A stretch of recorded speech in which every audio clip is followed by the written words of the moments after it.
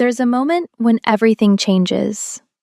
For two little girls standing barefoot in a cemetery parking lot, that moment came when the last person who loved them was lowered into the ground. Today, I'm bringing you a story about what happens when the most dangerous man in the city meets two children with nothing left to lose. Welcome to Afro-Korean Narratives. Let's begin. The dirt was still fresh on the grave when the landlord changed the locks. Nyla found out because she tried the key 3 times. 3 times, the brass caught and refused to turn. She stood on the apartment stoop with her little sister Bree pressed against her hip, both of them still wearing the black dresses the church ladies had zipped them into that morning. Bree's was too long. The hem dragged through a puddle, and the 5-year-old didn't even flinch. She just clutched her stuffed rabbit tighter and stared at nothing. Nyla? Bree's voice came out like air leaking from a tire. Why won't the door open? Nyla didn't answer. She was 9 years old and already learning that some questions had answers too heavy to carry out loud. She pressed her forehead against the door. The wood smelled like the pine saw her mama used to mop with every Sunday. That smell hit her harder than the funeral had. Her throat locked. Her eyes burned. But she didn't cry. Bree was watching. Bree was always watching. We're gonna go see Auntie Zara, Nyla said. She took her sister's hand. But Mama said Auntie Zara works nights. She might be sleeping. Then we'll wait. They walked. 2 blocks turned into 6. 6 turned into 12. Bree stopped asking where they were going around block 8. Her little legs just moved because Nyla's hand kept pulling. The stuffed rabbit's ear dragged along the sidewalk, collecting dirt and gum and city grime, and Bree didn't notice. The sun pressed down on their necks. No one stopped. No one asked 2 little girls in funeral dresses why they were walking alone through the east side at 2 in the afternoon. Now, if you're new to Afro-Korean narratives, welcome. You picked a story that's going to stay with you. If you've been here before, you already know we don't hold back. Hit that subscribe button, tap the bell so you never miss a story, and drop your city in the comments. I want to know where you're watching from. Now, let's get back to these girls, because what happens next is something nobody saw coming. 12 blocks, that's how far they walked before Bree sat down on the curb and wouldn't get up. Right outside a restaurant with Korean letters on the awning, and the smell of garlic and sesame pouring through the vents. Bree pulled her knees to her chest and pressed her face into the rabbit. I'm tired, Nyla. I know. I'm hungry. I know. I want Mama. Nyla sat down next to her. She put her arm around Bree's shoulders. The fabric of both their dresses was damp with sweat. Nyla looked up at the sky, like she was searching for something. Then she looked at her little sister and said the first lie she'd ever told on purpose. Mama can see us right now. She said to keep walking. She said Auntie Zara's gonna take care of us. Mama hadn't said any of that. Mama hadn't said anything at the end. The machines had said it all for her. Beeps getting slower. Then one long tone that sounded like the whole world flatlining. The restaurant door opened. He didn't come out fast. He stood in the doorway like a man deciding whether to step off a ledge. Tall, lean, a dark navy suit that fit like it was sewn onto his frame. Silver streaks at both temples cutting through black hair that was pushed back and precise. His jawline looked like it had been carved with intention. But it was his left hand that Nyla noticed first. The skin from his wrist to his knuckles was rippled and shiny. A burn scar. Old. The kind that came from grabbing something on fire and refusing to let go. Park Seo-jin was 42 years old. He ran the restaurant as a front for a network that controlled shipping routes, private gambling rooms, and half the commercial real estate east of the river. He had 17 men who would take a bullet for him, and 3 who had already tried. He hadn't smiled in 3 years. Not since the fire. He looked at the 2 girls on his curb, and something behind his ribs shifted. He didn't show it. His face stayed flat. His eyes moved from Nyla's protective arm to Bree's rabbit, to the funeral dresses, to the bare feet. Bree's shoes had given her blisters by block 4. Nyla had carried them until block 9, then left them on a bench because her arms were shaking. "Where are your parents?" His voice was low, controlled. The accent sat underneath his English like a current beneath still water. Nyla's arm tightened around Bree. "We're fine." "You're sitting on my sidewalk in funeral clothes with no shoes." He didn't say it mean. He said it the way a doctor reads a chart. Facts. "We buried our mama today." Nyla lifted her chin. Her eyes were dry and fierce, and 9 years old, and completely terrified. "We have nowhere to go." 6 words. 6 words that cracked something open in Park Seo-jin that he'd spent 3 years welding shut. He stood there. The restaurant noise spilled out behind him, dishes clinking, Korean being spoken fast and low, a television playing a baseball game nobody was watching. He looked at Nyla, then at Bree, then at the rabbit with the dirty ear. He stepped aside and held the door open. "Come eat." Nyla didn't move. "My mama said don't go with strangers."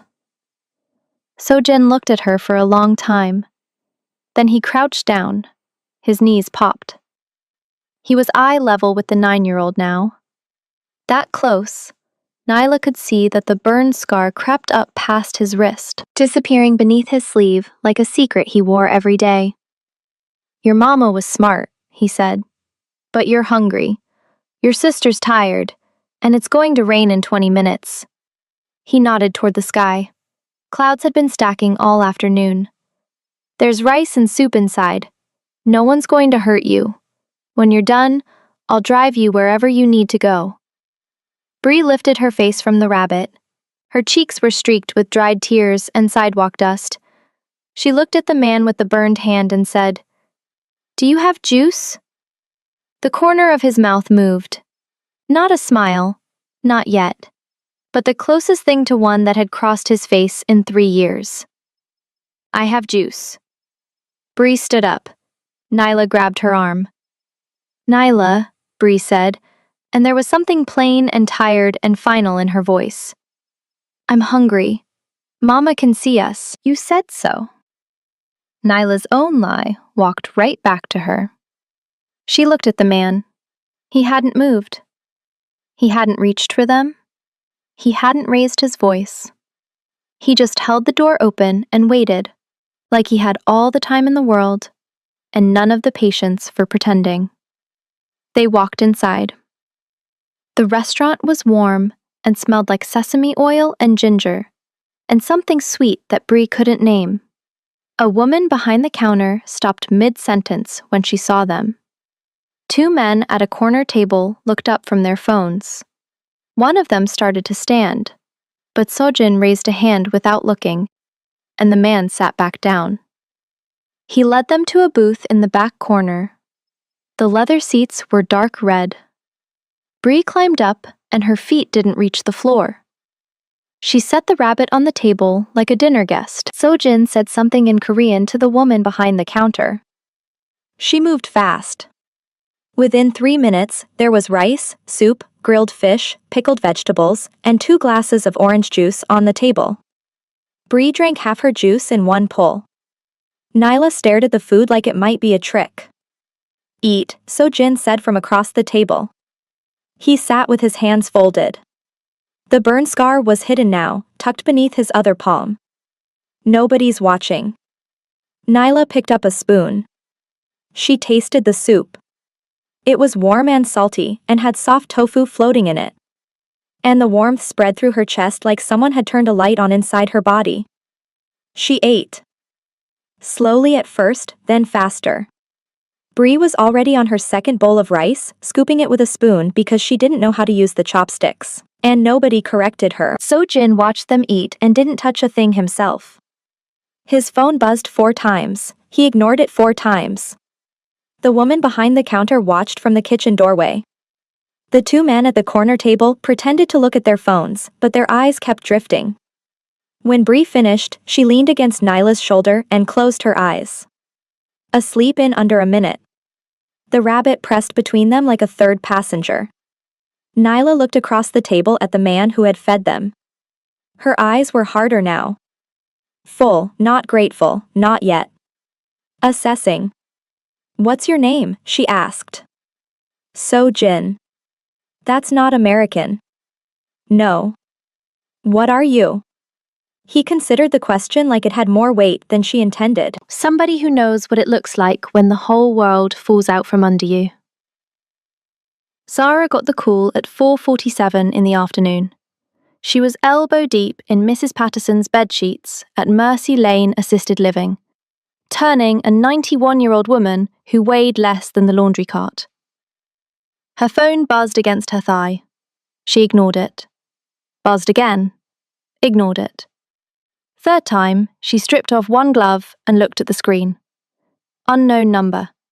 She almost let it ring. Almost. But something in her chest pulled.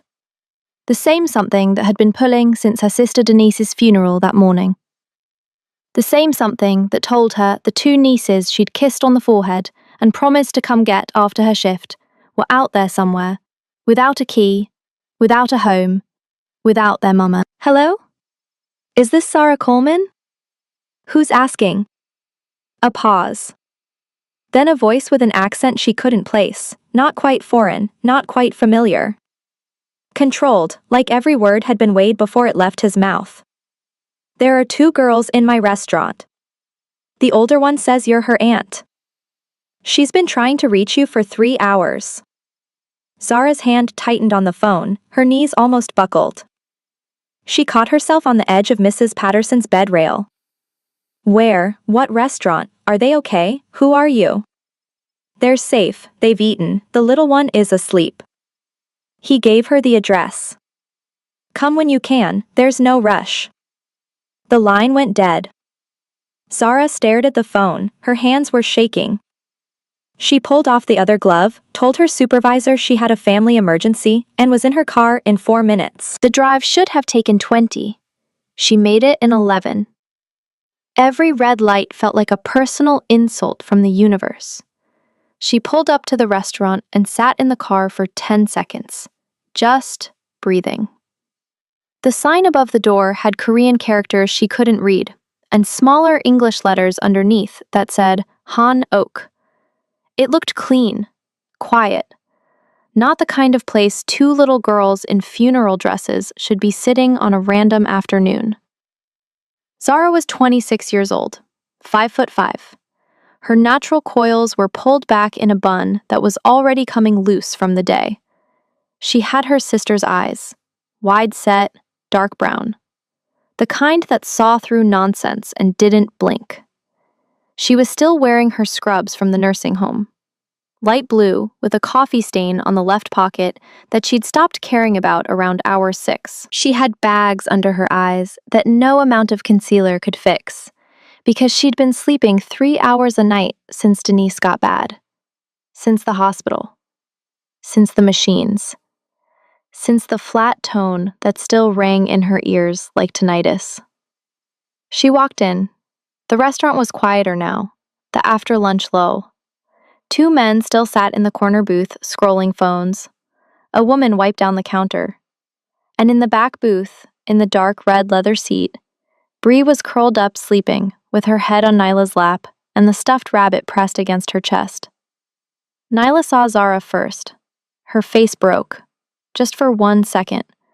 The armor cracked, and the 9-year-old underneath came flooding through, and she whispered, "Auntie Zara," in a voice that was half relief and half accusation.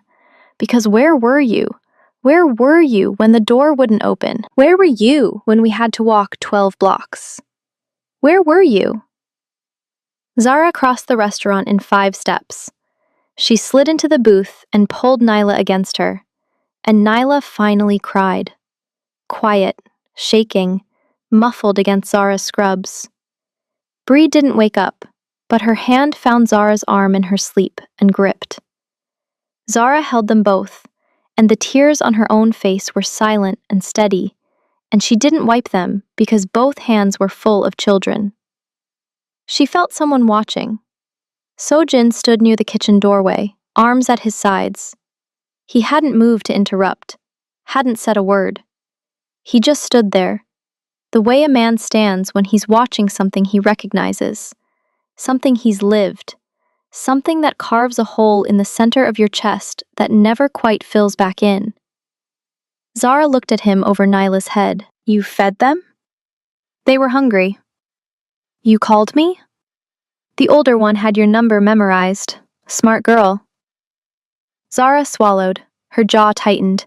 She wasn't good at owing people things, never had been. Denise used to say Zara would drown before asking someone to throw a rope. Stubborn past the point of survival.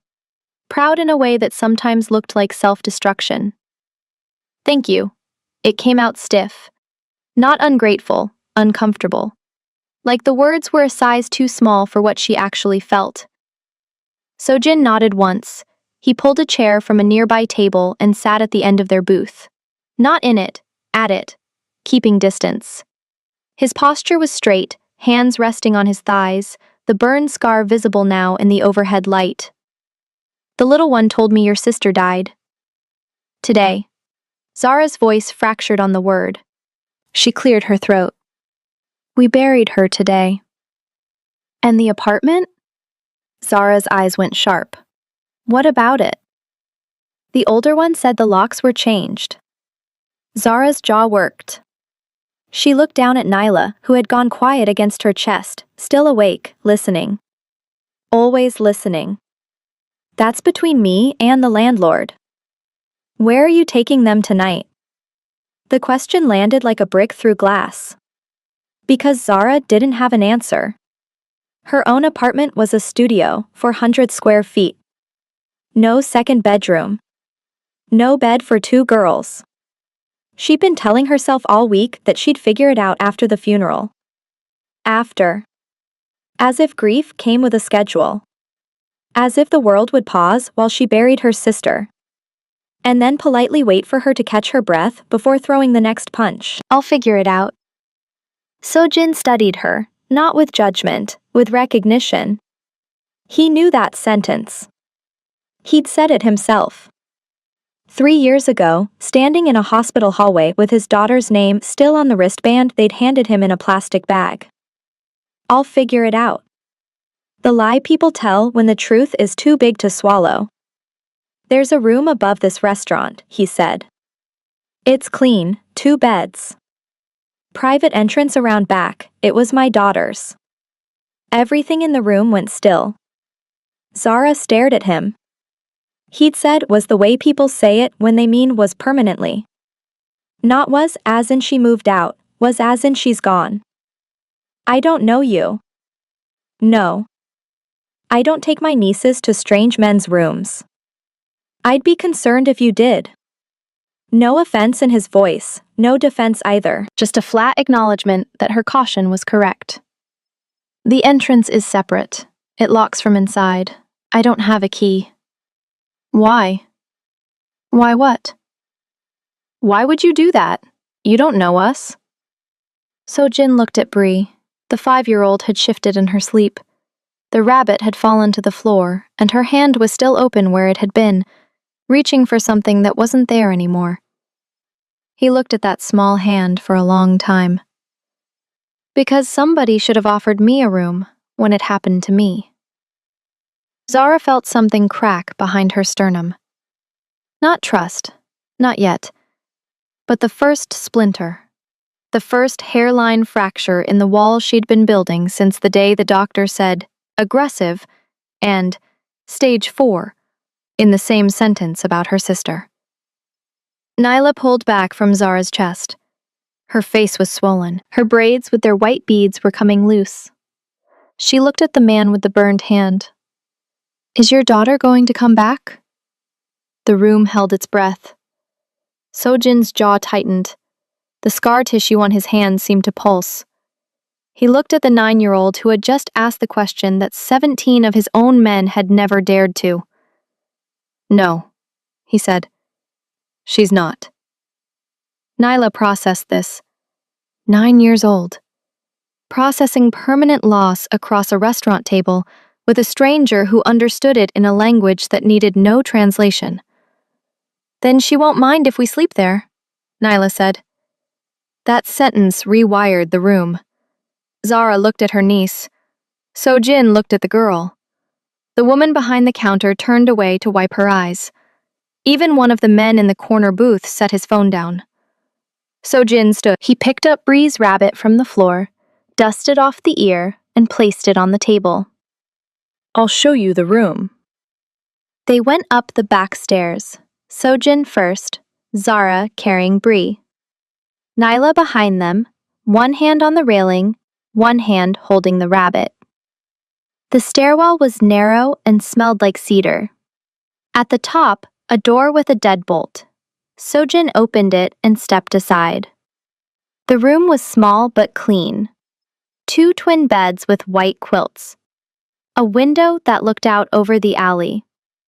A nightstand with a lamp that had a yellow shade. And on the wall beside the window, in pencil, a series of marks. Height marks, each one dated. The last one said, Yuna, 4 years.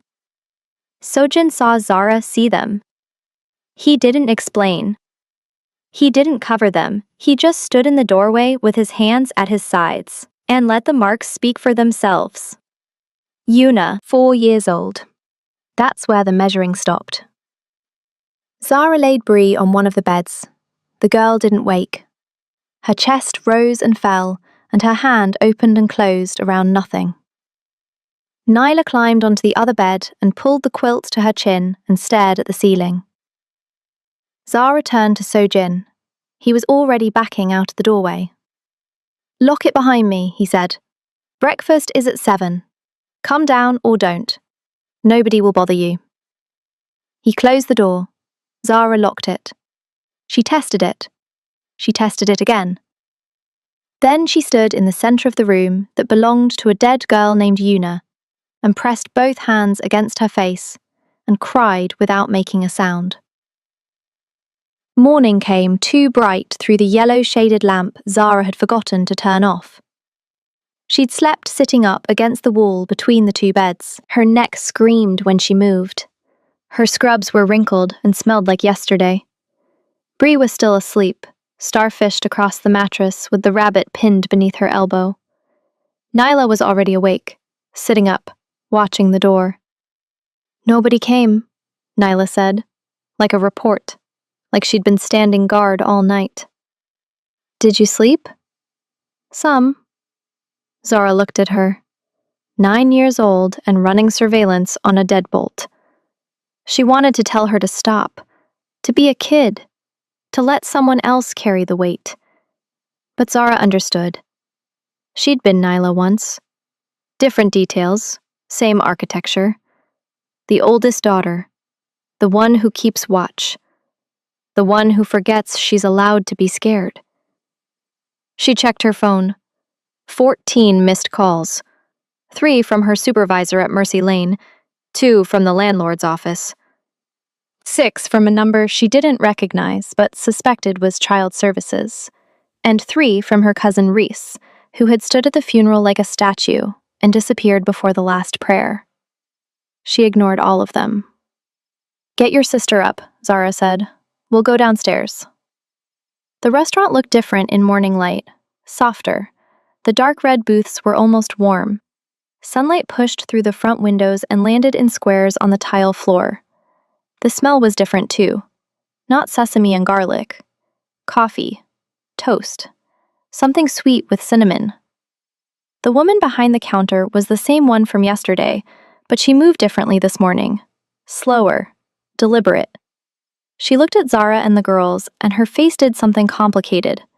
Not pity, not suspicion. Something closer to careful gentleness, like she was handling something she knew could break. "Sit anywhere," the woman said. Her accent was thick. Korean. She was maybe 60, with short silver hair and a face that looked like it had been kind once and decided to be practical instead. "I made American breakfast. Pancakes, eggs. The little one liked the juice yesterday, yes?" Bree nodded from behind Zara's leg. "I'll bring extra." They sat in the same booth. The dark red leather was cool against Zara's arms. Nyla sat up straight. Bree climbed in and immediately looked for the window where she could watch people walk by outside. The food came fast. Stacked pancakes, scrambled eggs, turkey bacon, orange juice, a small bowl of cut fruit. And beside it, without explanation, a plate of Korean rice porridge with a soft-boiled egg nestled on top. Nyla looked at the porridge. "What's that?" "Juke," the woman said. "Good for when your stomach is upset. Good for when your heart is upset, too." Nyla picked up a spoon and tried it. Her eyes widened slightly. She kept eating. Sojin appeared from somewhere in the back. He was wearing a different suit today. Dark charcoal. Same precision, same silver at the temples, same scar on the left hand, which he carried at his side. Like something he'd stopped trying to hide long ago. He had a phone pressed to his ear, and he was speaking Korean. Fast. Low. The tone wasn't angry. It was the tone of a man giving instructions that he expected followed without repetition. He ended the call, looked at the booth, the two girls eating, Zara watching him with those wide-set eyes that missed nothing. "Sleep okay?"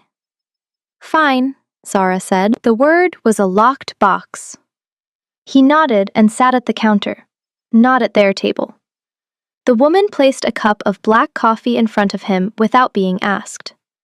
He drank it without sugar, without milk, without expression. At 8:15, the front door of the restaurant opened and a woman walked in who changed the temperature of the room. She was mid-50s, white, pantsuit the color of concrete, hair pulled back so tight it stretched her forehead into a billboard. She carried a leather folder like a weapon, and her heels clicked on the tile with the rhythm of a countdown clock. Behind her, a younger man with a clipboard lingered by the door like he'd been told to stay close, but not too close. "Mr. Park?" The woman stopped 3 feet from the counter. Her voice was efficient, no warmth, no waste. "I'm Diane Prescott, West Side District, Department of Child and Family Services." The restaurant went quiet. The two men who'd been in the corner booth yesterday were back. Their phones went down. Sojin set his coffee cup on the saucer without a sound. He turned on his stool. "I know who you are." Diane's eyes scanned past him to the booth, to Zara, to the two girls. Her gaze landed on Bree's bare feet and stayed there one beat too long. "We received a call this morning regarding 2 minors seen entering this establishment yesterday afternoon. Unaccompanied. No guardian present at the time of entry. Their aunt is right there." Sojin didn't point, he tilted his head. Minimal movement, maximum direction. Diane turned to Zara. The leather folder opened. "Are you the legal guardian of these children?" Zara's hands went flat on the table. She knew this. She'd known this was coming. The funeral was this morning's wound. This was tomorrow's. The system moving in before the grave dirt dried. "I'm their aunt, Zara Coleman. Their mother was my sister, Denise Coleman. She passed 2 days ago. I'm the only family they have." "Do you have legal guardianship documentation?" "I'm working on it." "Do you have stable housing for the children? Zara's jaw locked. The truth was, a studio apartment with a leaking faucet and a pull-out couch that smelled like the last tenant's cigarettes. The truth was, she made $14.60 an hour, turning elderly patients every 2 hours so they didn't develop bed sores. The truth was, she had $217 in her checking account and a car with a check engine light that had been on since November. I'm working on that too. Diane wrote something in the folder. The pen moved like a gavel, each stroke a judgment. Miss Coleman, I understand this is a difficult time. But my responsibility is the safety and welfare of these children. Without documentation, without verified housing, and without a formal custody arrangement, I'm obligated to initiate a temporary placement review. Nyla's head snapped up from her porridge. She understood those words. Maybe not all of them, but enough. Temporary placement. Foster care. Strangers. Another door. Another set of locks. No. Nyla's voice cut through the restaurant like a blade. No. We're staying with Auntie Zara. Diane looked at the 9-year-old with professional sympathy, the kind that had been practiced in mirrors and training workshops. Sweetheart, no one is trying to separate you from your family. We just need to make sure you're not taking us anywhere. Nyla was standing now. Her hands were fists. The white beads in her braids trembled. Mama told us if anything happened, we go to Auntie Zara. Mama told us. Bree started crying. Not loud, the quiet kind. The kind where the child doesn't even know why the tears are coming, just that the air in the room changed, and everything feels wrong. Zara pulled Bree into her lap. She looked at Diane Prescott with an expression that was calm on the surface and volcanic 3 inches beneath. Give me 72 hours. Miss Coleman, 72 hours. I'll have a custody petition filed. I'll have housing verified. I'll have everything you need in your folder. But you are not taking these girls out of here today. Diane studied her. The younger man with the clipboard shifted by the door. The restaurant held its breath. Then Sojin spoke. He hadn't moved from his stool. His coffee was still in his hand. His voice came out low and level, and it filled the room the way smoke fills a hallway. Quiet. Everywhere. The children are housed in a registered residential unit above this restaurant. It's clean, furnished, and secure. I have the building permit and occupancy documentation available for your review. Their aunt is present and has been since yesterday evening. They've been fed, sheltered, and supervised. Everything you need for your file can be provided within the hour. Diane turned to him. Her expression flickered. She recognized something. Maybe the name. Maybe the suit. Maybe the way the 2 men in the corner booth had straightened when she'd walked in. Not with alarm, but with readiness. And your relationship to the children, Mr. Park? I'm a concerned community member who provided a meal and temporary shelter to 2 minors in distress. My involvement is documented and transparent. If you'd like to see the residential unit, I'll have my property manager walk you through it. He pulled his phone from his jacket. 1 text, sent without looking down. Diane's pen hovered over the folder, the room balanced on a wire. 72 hours, Diane said finally. She looked at Zara. I'll need a home address, a custody petition in progress, and proof of income. If those aren't on my desk by Thursday morning, I'll be back with a court order. She closed the folder, clicked toward the door. The younger man held it open, and she walked through without looking back. The door closed. The restaurant exhaled. Zara's hands were shaking under the table. Nyla sat back down. Bree's crying had faded to hiccups against Zara's chest. The woman behind the counter quietly refilled everyone's juice. Sojin set his coffee down. You have 72 hours, he said. Not repeating, Diane. translating it, turning a threat into a task. What do you need? Zara looked at him. This man she didn't know. This man with the burned hand and the dead daughter's room, and the restaurant that was clearly a front for something she hadn't yet decided she wanted to understand. This man who had just lied to a government official with the calm of someone ordering lunch. Why are you helping us? He stood, buttoned his jacket with one hand. The scar rippled with the motion. Because 72 hours isn't enough time to prove you deserve your own family. And nobody should have to. He walked toward the back of the restaurant, stopped, turned. My property manager's name is Mrs. Kang. She'll have the paperwork for the room within the hour. Tell the court whatever you need to tell them. He paused. And get the girls some shoes. He disappeared through the kitchen door. It swung shut behind him. Nyla looked at Zara. Auntie Zara, is he a good person? Zara stared at the kitchen door. The question sat in her chest like a stone she couldn't swallow. I don't know yet, baby. But today, he's the only person who showed up.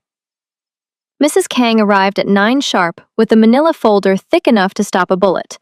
She was 63, built like a fire hydrant, and moved through the restaurant like she owned it. Which, technically, on paper, she did. 3 of Surgeon's properties were registered in her name. She didn't ask questions about why. She'd stopped asking questions about anything related to Park Seo-jin approximately 11 years ago. Around the same time, her mortgage disappeared overnight. She sat across from Zara in the back booth and opened the folder. Residential lease agreement, month to month, Unit 2B, above this establishment. Rent is $1 per month. She said it without blinking. Building inspection passed 4 months ago. Fire safety compliant. 2 egress points. The unit is zoned residential. I have the certificate here. Zara stared at the paperwork. $1. That's not real rent. It's legal rent. That's what matters for your filing. Mrs. Kang slid a pen across the table. Sign here, here, and initial here. I'll have copies for the court by noon. I can pay actual rent. I have a job. You have 72 hours, Ms. Coleman. You can argue about rent on day 4. Mrs. Kang tapped the signature line with one thick finger. Sign. Zara signed. Her hand was steady, but her throat wasn't. She could feel the machinery of someone else's world wrapping around her. Gears she hadn't asked to be placed inside. A structure that was holding her up and closing around her at the same time. Nyla was sitting on the floor near the front window, reading to Bree. From a children's book that the counterwoman had produced from somewhere. The book was in Korean, but Nyla was making up the story based on the pictures. In her version, the rabbit on the cover was a detective solving a case about missing pancakes. Bree was riveted. At 10:15, the front door opened again. This time, it wasn't a government worker in a pantsuit. It was worse. The woman who walked in was 70 years old and dressed like she was attending a board meeting at a bank that hadn't been built yet.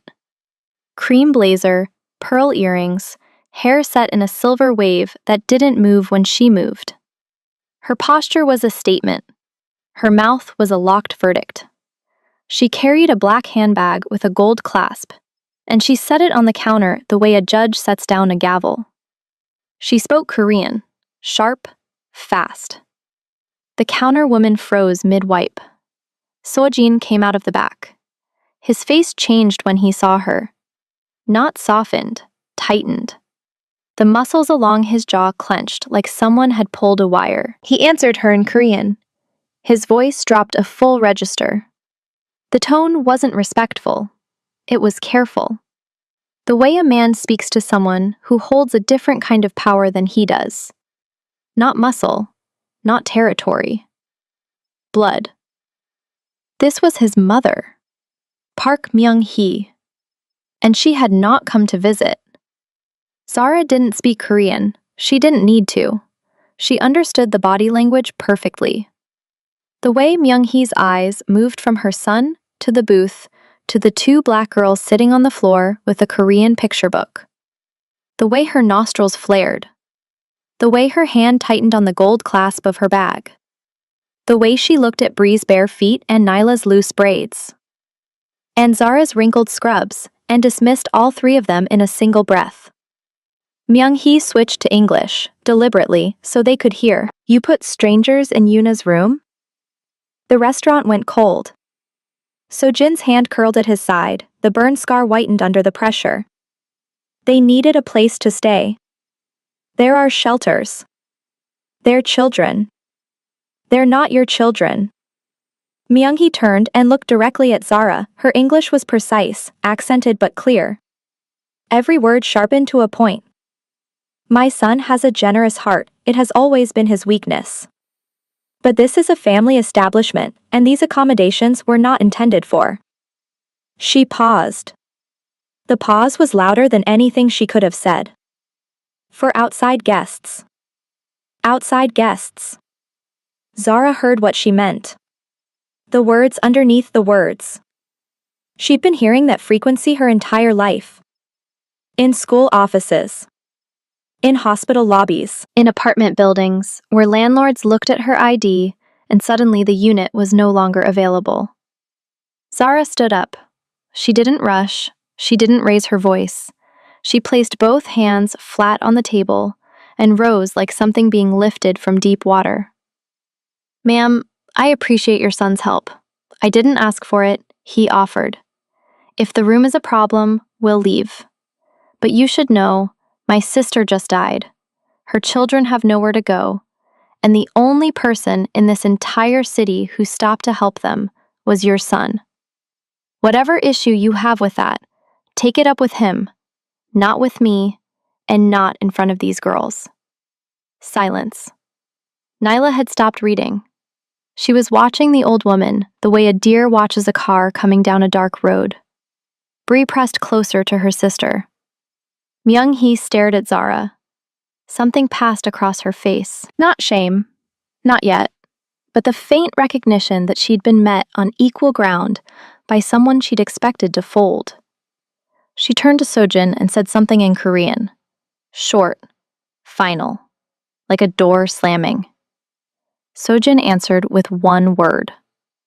Zara didn't know the word, but she knew the tone. It meant no. Myung-hee picked up her bag. She walked to the door, stopped, looked back at her son. "Your father would be ashamed. My father would have done the same thing." The door closed behind her. The gold clasp of her bag caught the sunlight for one instant. Then she was gone. The counter woman let out a breath she'd been holding since Myung-hee walked in. The two men in the corner booth hadn't moved. One of them was texting rapidly under the table. Sojin turned to Zara. His face was controlled, but his eyes had something in them that she hadn't seen before. Not anger, not sadness. Exhaustion. The kind that comes from fighting the same war on two fronts for so long that your arms forget what rest feels like. "I'm sorry," he said. "Don't apologize for someone else's words. She's from a different generation." "No." Zara's voice was steady. No heat, no venom, just bedrock. "She's from a different choice. There are plenty of people her age who would never say that. She chose those words. That's on her." Sojin looked at her. Looked at her the way someone looks at a wall they've been leaning against when they realize it's actually a door. "You're right." "I know." The corner of his mouth moved, that same almost smile from the day before. Closer this time, like a lock being tested. Nyla stood up from the floor. She walked to Sojin and handed him the Korean picture book. "Your mama's mean," she said. "But this book is good. Can I keep reading it?" Sojin looked down at the 9-year-old holding out a book with both hands and absolutely no fear in her eyes. and something behind his ribs that had been welded shut for 3 years made a sound like cracking ice. Keep it. The next 30 hours were a controlled demolition of Zara's pride. She filed the emergency custody petition at the family court downtown. The clerk behind the window looked at her scrubs, her ID, her sister's death certificate, and told her to have a seat. She sat for 4 hours. 4 hours in a plastic chair with her phone battery dying and her legs bouncing. And her mind running calculations she already knew the answers to. Income, $14.60 an hour, part-time. 28 hours a week because Mercy Lane wouldn't approve full-time without a nursing degree she couldn't afford to finish. Savings, $217.43. Housing, $1 a month room above a Korean restaurant that a Mafia boss's property manager had conjured out of thin air. She could see how it looked on paper. She could see how Diane Prescott would read it. How the judge would read it. How anyone would read it. It looked like charity. It looked like instability. It looked like a woman stitching together a life from borrowed thread. The clerk called her back at 3:40. Handed her a case number and a court date, 2 weeks out. 2 weeks. Diane's deadline was tomorrow morning. Zara walked out of the courthouse with the case number written on the back of a gas station receipt because her phone had died and she didn't have a pen. She sat in her car with the check engine light glowing and let her forehead rest against the steering wheel. Her phone had enough charge for one call after she plugged it into the car charger. She called her cousin Reese. It rang 6 times. Yeah? I need help, Reese. With what? The girls. The custody paperwork. Denise. Zara, I told you at the funeral. I can't get involved. I got my own situation. They're about to take them. CPS came to the restaurant. They gave me 72 hours. Silence on the line. Then Reese exhaled. What restaurant? It doesn't matter. I need you to sign as a character reference. That's it. 1 page, 1 signature. Whose restaurant, Zara? A man who helped the girls when nobody else did. What kind of man? She closed her eyes. Does it matter? It matters if you're getting my name involved in something. I heard about the place on the east side. Korean spot. Everybody knows what that is, Zara. What everybody knows and what actually happened are 2 different things. I can't put my name on that. Reese. I'm sorry about Denise. I am. But those girls aren't my responsibility. The line went dead. Zara sat in the car. The check engine light pulsed. Traffic moved around her. The gas station receipt with the case number was getting damp in her palm. She smoothed it on her thigh and folded it into her wallet. She drove back to the restaurant. Parked in the alley, went up the back stairs. Nyla and Bree were on the beds. Mrs. Kang had brought clothes. Not new, clean though, folded. 2 small pairs of sneakers that were close enough to the right size. Nyla was wearing a yellow t-shirt that said Jeju Island on it, and she didn't ask what Jeju Island was. Bree was drawing on the back of printer paper with crayons someone had found. She was drawing a house. A big one. With a door that had no lock on it. Zara sat on the edge of the bed. She pulled out the receipt. I got the case number. Courts in 2 weeks. Is that fast? Nyla asked. It's what we've got. At 6 o'clock, there was a knock on the door downstairs. Not the back door, the front. 3 sharp raps. Zara went down. Through the restaurant, which was closed for the evening. Past the counter woman who was wrapping leftovers in foil. Past the 2 corner booth men who had been replaced by 2 different men who looked exactly the same. Phones. Watchful eyes. Readiness. She opened the front door. A man stood on the sidewalk. White, mid-40s. windbreaker over a polo shirt. He looked like a golf instructor who'd taken a wrong turn. He smiled too wide. His teeth were very straight. Miss Coleman? Who's asking? My name is Dale Harrigan. I work with a private family services foundation. We heard about your situation through a mutual contact, and I wanted to offer some assistance. Zara's instincts fired. Mutual contact. She hadn't told anyone about her situation except Reese, Mrs. Kang, and the courthouse clerk.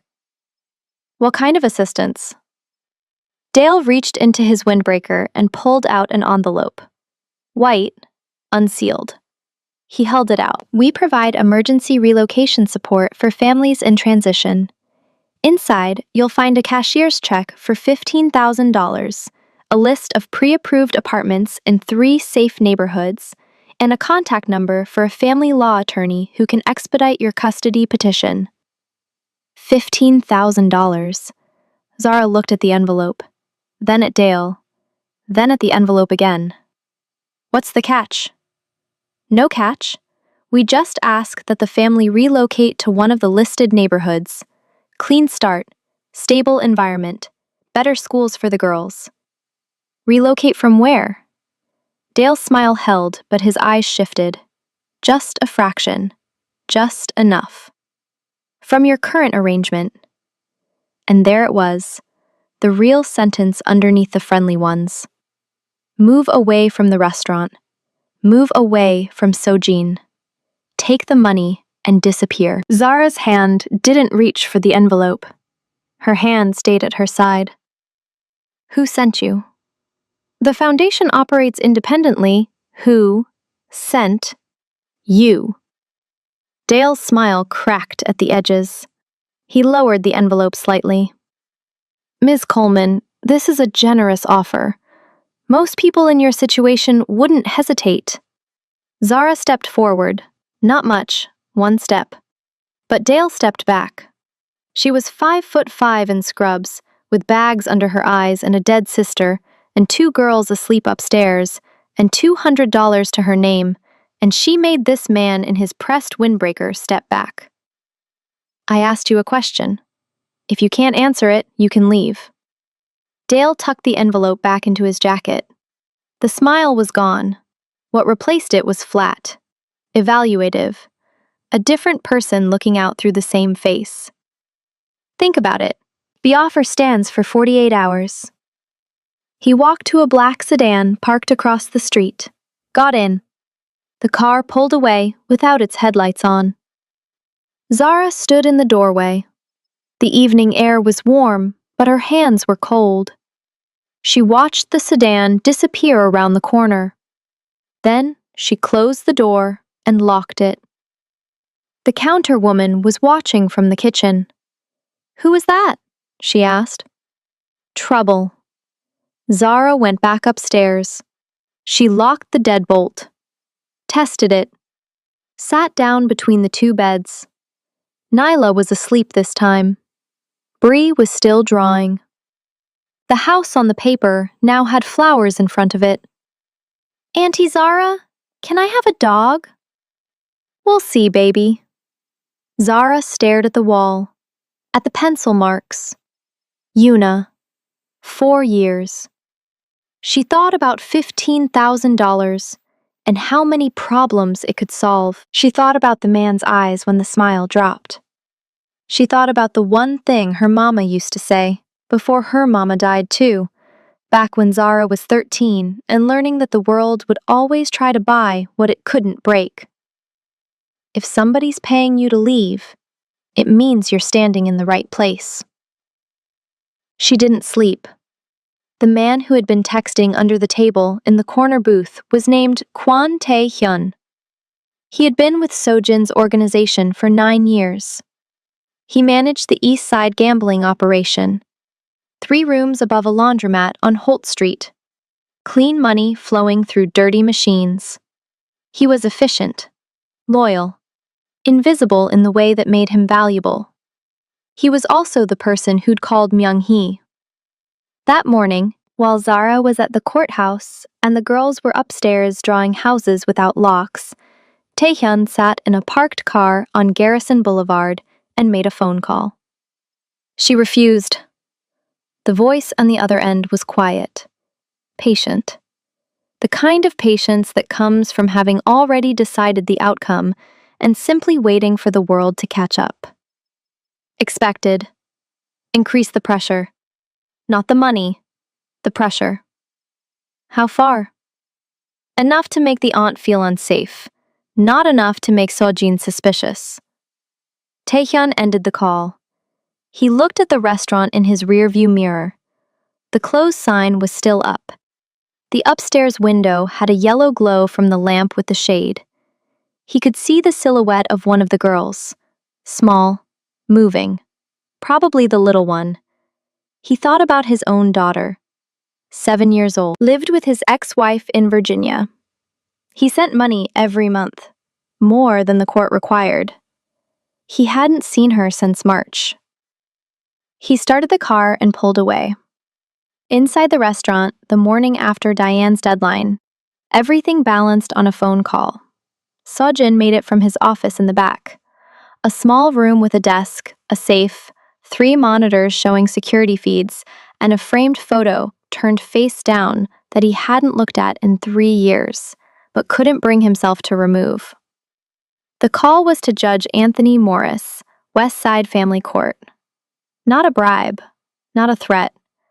A conversation between 2 men who understood that the system had cracks, and sometimes people fell through them, and sometimes someone had to reach down. Tony. Sojin, it's been a while. I need a favor. The last favor cost me a golf membership. This one's simpler. There's a custody petition, case number 2024-F. C-8831. Emergency filing. The aunt is sole surviving family. 2 girls, 9 and 5, mother died this week. And your involvement? Provided temporary shelter, that's all. Silence on the line. Judge Morris had known Seo-jin for 14 years. They'd met at a charity auction for the Children's Hospital, the same hospital where Yuna had been treated. The same hospital where Morris's wife had been treated for lymphoma 2 years later. Seo-jin had covered the co-pays. Morris had never asked where the money came from. An understanding between men who lived in the gray space where law and necessity overlapped. I can move the hearing up. Maybe 5 business days instead of 2 weeks. But the petition has to be clean, Sojin. No shortcuts. If her financials don't hold, I can't help. They'll hold. Make sure they do. The call ended. Sojin set the phone down and looked at the security monitors. Feed 1, the front of the restaurant. Empty. Feed 2, the alley. A stray cat knocking over a recycling bin. Feed 3, the upstairs hallway outside the room where Zara and the girls were staying. The hallway was empty. But at 3:17 that morning, it hadn't been. He rewound the footage. At 3:17 a.m., a figure appeared at the bottom of the back stairs. Male, average build, dark clothing, no face visible. The figure stood at the base of the stairs for 47 seconds.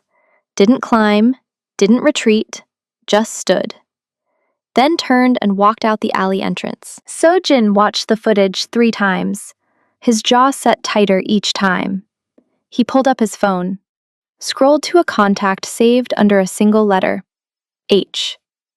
I need you at the restaurant. Bring Junho. Within an hour, 2 men arrived. Not the corner booth regulars. These were different, older, heavier. One of them had hands that looked like they'd been built for a purpose other than shaking. They sat at the counter, drinking coffee and saying nothing. Their eyes moved to the door every time it opened. Zara came downstairs at 8. She had dark circles that had graduated from bags to luggage. Her hair was pulled back tight. She wore the same scrubs. She carried a folder with every document she'd been able to gather. The case number, Mrs. King's lease, her last 3 pay stubs, the death certificate, Denise's will, which was one handwritten page that said, Zara Gets the Girls, and was witnessed by a neighbor named Doris Whitfield. She stopped when she saw the two new men at the counter. Who are they? Sojin was at his usual stool. Coffee, black, no expression. Security. Security for what? For the building. There was no security yesterday. Yesterday, I didn't check the cameras. Zara's eyes narrowed. She looked at the two men. They looked back at her with the blank professionalism of people who had been told to protect something and didn't need to know why. What was on the cameras? Nothing confirmed. Someone in the alley. Probably nothing. Probably. Sojin looked at her, held her gaze. I don't do probably. That's why they're here. Zara processed this. The calculation behind her eyes was visible. She was weighing the danger of what she didn't know against the danger of what she did. Two girls upstairs. CPS circling. A man on the sidewalk with $15,000 and a smile that dropped like a mask. And now someone in the alley at 3 in the morning. Was it the man from last night? Soo-jin's coffee cup paused halfway to his mouth. He set it down. What man? Zara told him about Dale Harrigan, the envelope, the $15,000. The pre-approved apartments, the 48-hour window. The headlights that stayed off. She told him about refusing the money. Soo-jin listened without moving. His face didn't change, but something behind it did. A gear engaging. A mechanism clicking into place. The transformation was invisible, but the counterwoman saw it because she'd been watching him for 11 years, and she knew the difference between Sojin at rest and Sojin at war. Describe him. Zara did. White, mid-40s, windbreaker, polo, teeth too straight, smile that unzipped. The car? Black sedan, no plates I could see. Headlights off. Sojin pulled out his phone. He typed a message, not a text. Something on an app Zara didn't recognize. The screen was dark with white text. You should have told me last night. I don't report to you. No, but someone offered you money to leave my building. That's not charity, that's strategy. He put the phone away. Someone wants you away from here. The question is whether they want you away from the girls or away from me. Zara hadn't considered the second option. It landed in her chest like a stone. Why would anyone care if I'm near you? Sojin didn't answer. He drank his coffee. The burn scar on his hand caught the light from the overhead fixture. Mrs. Kang burst through the front door at 8:45 with a garment bag over her arm. Court-appropriate clothing. For the hearing. She hung it on the booth hook and unzipped it. Inside was a dark blue dress. Professional. Simple. The right length. The right message. I guessed your size. If it's wrong, I have 2 more in the car. Zara looked at the dress. Then at Mrs. Kang. Then at Sojin, who was still drinking coffee and not looking at either of them. I have my own clothes.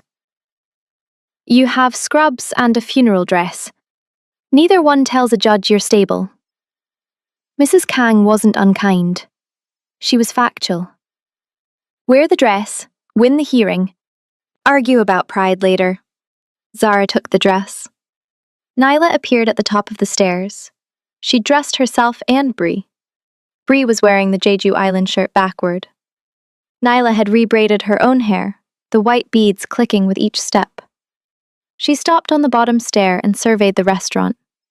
New men at the counter, Mrs. Kang with garment bags, Sojin drinking coffee like a man sitting in the eye of a hurricane. Something's wrong, Nyla said. Not a question. Every adult in the room looked at the 9-year-old. Nothing's wrong, Zara said. You're lying. You press your lips together when you lie. Mama did it too. Zara felt the words land like a slap she deserved. She crouched down. Some grown-up stuff is happening. I'm handling it. Your job is to eat breakfast and take care of your sister. Can you do that? Nyla studied her aunt with those old eyes. Eyes that had seen their mother's body covered with a sheet. Eyes that had walked 12 blocks without crying.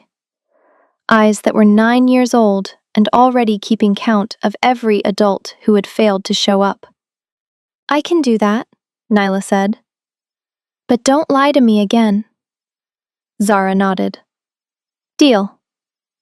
Bree came down behind her sister. She walked straight to Sojin's stool, stood on her toes, and held up a piece of paper. I drew you a house. Sojin took the paper. The house had no lock on the door. It had flowers. It had a yellow sun with a face. And standing next to the house were 5 stick figures. 2 small, 1 medium, 1 tall with black hair, and 1 taller with silver hair and a line on her hand. The scar. She'd drawn the scar. Sojin looked at that drawing for a long time, longer than a man like him should look at a child's crayon picture. His thumb traced the edge of the paper. The counterwoman turned away. Thank you, he said. His voice was rough. You can put it on your fridge, Bree said. He folded the paper carefully, precisely, the way he did everything. And he put it in the inside pocket of his jacket, against his chest, where it would stay for the rest of this story and long after it ended. The hearing was scheduled for 9 a.m. on a Wednesday. 5 days after the funeral. 5 days since 2 girls walked 12 blocks in funeral dresses. 5 days since a man with a burned hand held a door open and said, "Come eat." Zara wore the blue dress. It fit. She hated that it fit. She hated that Mrs. Kong had guessed her size down to the inch. She hated that the fabric was nicer than anything she'd ever owned, and that the woman who'd given it to her worked for a man whose business she still hadn't fully named in her own mind. She buttoned it up. She looked in the small mirror above the nightstand in Yuna's room and saw a version of herself that could pass for stable, that could pass for ready, that could sit in a courtroom and say, I can take care of these girls, with a straight face, while her checking account screamed otherwise. Nyla dressed Bree. The new sneakers Mrs. Kang had brought were half a size too big, but Nyla stuffed tissue paper in the toes and didn't tell anyone. She rebraided her own hair. The white beads clicked when she moved her head. She chose the cleanest shirt in the small pile of donated clothes and ironed it with the flat of her hand against the mattress. Do I have to talk to the judge? Nyla asked. Maybe. If he asks you something, just tell the truth. The whole truth? Zara looked at her niece. 9 years old, already learning that truth comes in sizes, and not all of them fit through every door. Tell him what you feel, baby. That's enough. Mrs. Kang drove them, a gray sedan that smelled like leather cleaner and sesame crackers. Bree sat in the back with the rabbit on her lap. Nyla sat in the middle, spine straight, hands folded, looking out the window like she was memorizing the route in case she needed to walk it later. The courthouse was old, brownstone, metal detectors at the entrance, a security guard who looked at Bree's rabbit and said, Does your friend have any weapons? And Bree said, She has teeth, but she only bites bad people. And the guard laughed for the first time that morning. Courtroom 4B, second floor. The hallway smelled like floor wax and old coffee. Zara sat on a bench outside the door with the girls on either side of her. The folder in her lap contained everything: lease agreement, pay stubs, death certificate, Denise's handwritten will, a letter from Mercy Lane confirming her employment, a character reference from Mrs. Patterson, the 91-year-old woman whose bed she turned every 2 hours, who had dictated the letter to a nurse because her hand shook too much to write. Zara Coleman is the most dependable person I have ever met. If she says she'll take care of those girls, she will. I'm 91 years old. I know people. At 8:52, Diane Prescott arrived. Same pantsuit, same folder, same heels, clicking like a metronome, counting down to something. She nodded at Zara. Professional. Neither warm nor cold. She took a seat on the opposite bench. At 8:55, a man Zara didn't recognize walked up. Short, compact, wire-rimmed glasses. Briefcase that looked like it had survived a war. He stopped in front of her. Ms. Coleman? I'm Howard Yoon. I'll be representing you today. Zara blinked. I didn't hire a lawyer. No, you didn't. Howard sat down next to her without being invited. He opened his briefcase and pulled out a legal pad already covered in notes. Mrs. Kang retained me yesterday afternoon. My fees have been covered. I've reviewed your petition, your financials, the lease agreement, and the circumstances of your sister's passing. I have 3 motions prepared and a backup strategy if the judge asks about long-term housing stability. I didn't ask for a lawyer. No, you didn't. He said it the same way twice. Not dismissive, patient. But you need one. The state has one. You should too. Miss Coleman, I've been practicing family law for 23 years. I've handled over 400 custody cases. I'm good at this. Let me be good at this for you. Zara looked at him. His glasses were slightly crooked. His tie had a small stain near the bottom that he tried to hide with the briefcase strap. His shoes were scuffed. He didn't look like a man who worked for the kind of organization that Sojin ran. He looked like a man who had been doing this long enough to care, and not long enough to stop. Fine.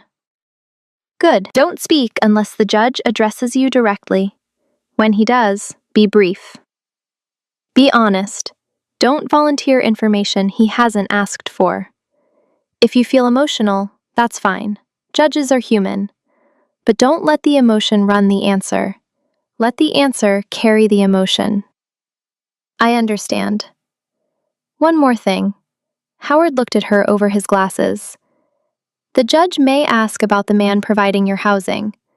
If he does, the answer is, he's a local business owner who offered emergency assistance through his property manager after learning about the children's situation. That's it. That's the whole answer. Because the whole answer is more complicated than that. The whole answer always is, Ms. Coleman. That's why people hire lawyers. The courtroom doors opened at 9 sharp. Judge Anthony Morris presided, mid-60s, black. Gray beard trimmed close. Reading glasses perched on his nose. He had the face of a man who had heard every lie the human heart could construct, and had long ago stopped being surprised, but never stopped paying attention. The hearing lasted 47 minutes. Diane Prescott presented her assessment. 2 minors, mother deceased, no father on record. Sole surviving family member, maternal aunt, Zara Coleman. Current housing, temporary arrangement above a commercial property. Income, below the threshold for a 2-dependent household. Diane recommended continued monitoring with a 60-day review period before permanent custody could be granted. Howard Yoon countered, point by point. The lease was legal, registered, inspected. The income was consistent, with documented history. The employer reference confirmed reliability. The handwritten will expressed the mother's clear and unambiguous intent. Mrs. Patterson's letter was read aloud. I'm 91 years old. I know people. The courtroom clerk smiled. Judge Morris listened. He read every document. He asked Zara 3 questions. Ms. Coleman, what is your relationship to these children? They're my sister's daughters, my nieces. I've been in their lives since the day they were born. Why should this court grant you emergency custody? Because their mother trusted me. Because I'm the only person they have. And because I'd rather die than let them wake up in a stranger's house. The room held still. And the temporary housing arrangement. How long do you intend to remain at the current address? Howard started to speak. Judge Morris raised one finger without looking at him. Howard stopped. Zara answered. As long as it takes me to afford something permanent. I'm not proud about where I'm staying, Your Honor. I'm not proud about needing help. But I'm here. I showed up. And those two girls upstairs know that when they wake up, I'm going to be there. That's more than a lot of people can say. Judge Morris looked at her for a long time. Then he looked at the file. Then at Diane. 60 days is reasonable for a review period. Emergency temporary custody is granted to Zara Coleman effective immediately. Ms. Prescott, schedule a home visit at the 30-day mark. Mr. Yoon, ensure your client's housing and financial documentation remains current. He signed the order. The gavel came down once. Not hard, just final. Zara's hands were shaking under the table. Howard put a hand on her shoulder for 1 second, then removed it. Outside the courtroom, Nyla was sitting on the bench with Bree asleep against her side. The rabbit was on the floor again. Zara walked out, and Nyla stood up so fast the white beads in her hair clattered. What happened? Zara crouched down. She held Nyla's face in both hands. The 9-year-old's eyes searched hers, looking for bad news, looking for another door that wouldn't open, another lock that had been changed. You're staying with me. Nyla's face crumpled. Not the controlled mask, not the surveillance mode, not the girl who'd walked 12 blocks without crying. The child underneath. The one who'd been holding her breath since Tuesday. She fell into Zara's arms and sobbed. Loud. Messy. The kind of crying that echoes in courthouse hallways and makes strangers look away and then look back because they can't help it. Bree woke up, saw her sister crying, saw her aunt holding her, climbed off the bench and wrapped her arms around both of them. The rabbit stayed on the floor. For the first time in 5 days, she didn't reach for it. Howard stood 3 feet away with his briefcase and his crooked glasses and waited. When Nyla pulled back, she wiped her face with both palms and looked up at Zara. Can we tell Mr. Sojin? Zara's throat tightened. Not because of the question, because of what it meant. Because a 9-year-old who trusted almost no one had added someone to the list. Yeah, we can tell him. They got back to the restaurant at 10:40. Mrs. King dropped them off and drove away without ceremony. The front door was unlocked. The counter woman was making lunch prep. The corner booth was empty for once. Sojin was in his office. Door open. He was standing at the desk with his phone in his hand and his back to the door. He was looking at the security monitors. Feed 3. The upstairs hallway. When Nyla walked up behind him and said, "We get to stay," he turned around. His face was neutral, controlled. The same face he wore when negotiating shipping routes and handling problems that didn't have clean solutions. But Nyla ran at him and wrapped her arms around his waist and pressed her face into his jacket, and he stood there. Frozen, his arms at his sides, his burned hand hovering over the back of her head, like a man reaching for something he's terrified to touch, because the last time he held something that small, it was taken away. Then his hand came down, gently, on the back of her braids, and he held it there. Bree joined in, grabbed his leg. The rabbit dangled from one hand. Sojin stood in his office with 2 children attached to him, and his jaw was locked, and his eyes were fixed on a point above the doorway. And if you looked closely, if you really looked, the man who hadn't cried in 3 years was fighting a war behind his face that he was losing by the second. Zara stood in the doorway. She didn't move. She just watched. And then Sojin looked at her, over Nyla's head, through the controlled mask and the neutral expression and the careful distance he'd kept for 5 days. He looked at her and his eyes were wet. "Thank you," he said. His voice cracked on the second word. For letting them come back. Zara felt the wall behind her sternum fracture, not fall, not yet. But fracture, a structural break that couldn't be unbroken. They wanted to come back, she said.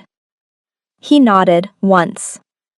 His hand still on Nyla's braids, Bree still attached to his leg, the crayon drawing still in his jacket pocket against his chest. That afternoon, after the girls fell asleep in the upstairs room, Seojin found Zara sitting on the back stairs. The alley was quiet. A street light buzzed. She was holding her phone, staring at a text from Mercy Lane. Her supervisor, asking where she was. Asking if she was coming back, asking if they needed to fill her shifts permanently. He sat down next to her, not close. One step apart. Enough distance to breathe. Enough proximity to hear. There's something I need to tell you, he said. More security cameras? No. He was quiet for a moment. His hands were folded. The scar was hidden between his palms. The man who came to your door, Dale Harrigan. I had someone look into him. He doesn't work for any foundation. He works for a man named Victor Ree, my uncle. Zara turned her head. Your uncle? My mother's brother. He's been trying to take control of this operation for the last 2 years, since Yuna. He paused. Since I stopped being the person he needed me to be. What does that have to do with me? Nothing. And everything. He looked at the alley wall. Victor saw an opportunity. A man weakened by grief, making emotional decisions. Letting strangers into spaces that used to belong to family. He's testing how far I'll go, whether I'll protect you, whether protecting you makes me vulnerable. So we're leverage. He thinks so. And are we? Seojin looked at her, the street light caught the silver at his temples. The scar on his hand pulsed in the half-light. You're not leverage. You're the first thing that's mattered to me in 3 years. That makes you something much more dangerous. The words landed between them like a stone in still water. Rings spreading outward, touching everything. Zara didn't respond, she looked at her phone. At the text from Mercy Lane. At the life she was losing while building one she hadn't planned. I don't need you to protect me. I know. I need you to be honest with me. I'm trying. Try harder. She put her phone in her pocket. Who else knows about your uncle? Mrs. Kang, the men at the counter. And someone inside my organization is feeding Victor information. I don't know who yet. The man on the camera, at 3 a.m. Maybe, maybe not.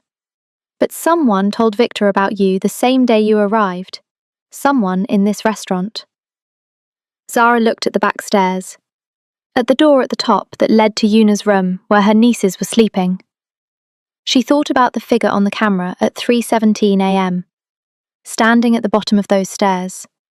47 seconds. Not climbing, not leaving. Measuring. What do you need? She asked. Sojin was quiet for a long time. The streetlight buzzed. The alley was empty. The sound of the girls sleeping carried through the cracked window above them like the smallest, most breakable thing in the world. I need help. 2 words. From a man who controlled shipping routes and gambling operations and half the commercial real estate east of the river. A man who had 17 men who would take a bullet for him. A man who hadn't smiled in 3 years and hadn't asked for anything in longer. I need help. Zara looked at him. He didn't look away. He sat on that step with his burned hand open on his knee and waited for her answer, the way he'd waited at the restaurant door 5 days ago. Patient. Still. Like a man who understood that the most important moments in a life are the ones where you stop moving and let someone else decide.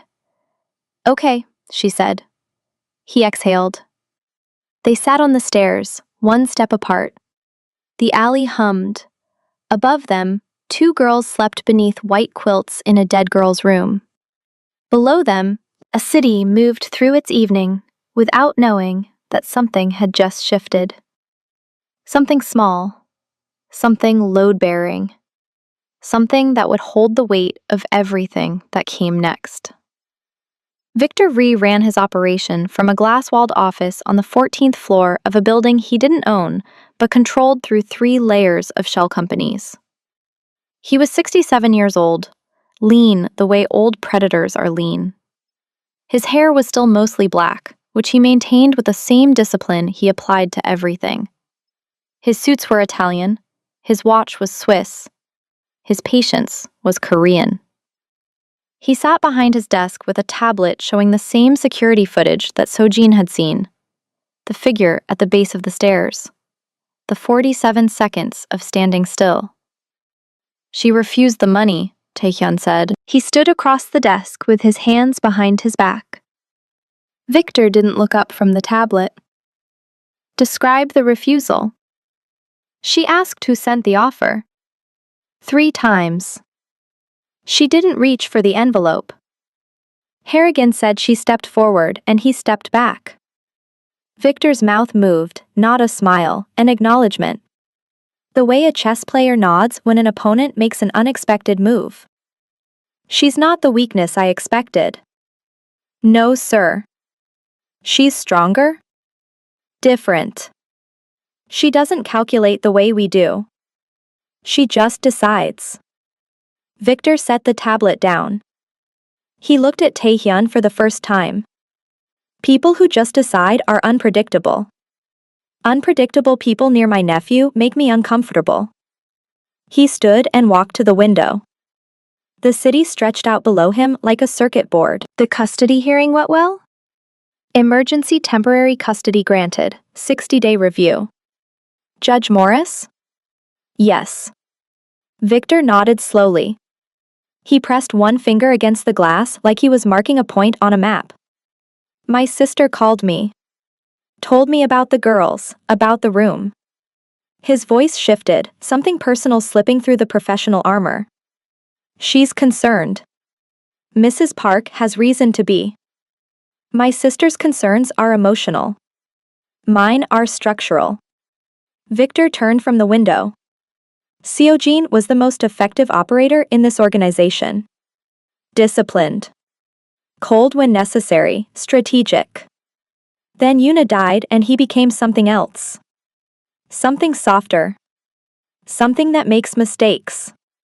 He hasn't made mistakes. He's housing strangers in his dead daughter's room. He's using organizational resources for personal sentiment. He retained a lawyer for a woman he met 5 days ago. Victor sat back down. His chair didn't creak. Nothing about him creaked. Those are mistakes, Taehyun. They're just slow ones. The kind that don't look dangerous until the structure collapses. What would you like me to do? Continue reporting. I want to know who comes and goes. I want to know every conversation between Sojin and the aunt. I want to know when he's distracted and by what. Victor picked up the tablet again. Swipe to a different feed. This one showed the front of the restaurant in real time. The closed sign, the empty sidewalk. And find out everything about Zara Coleman. Employment history, family, debt. Medical records if possible.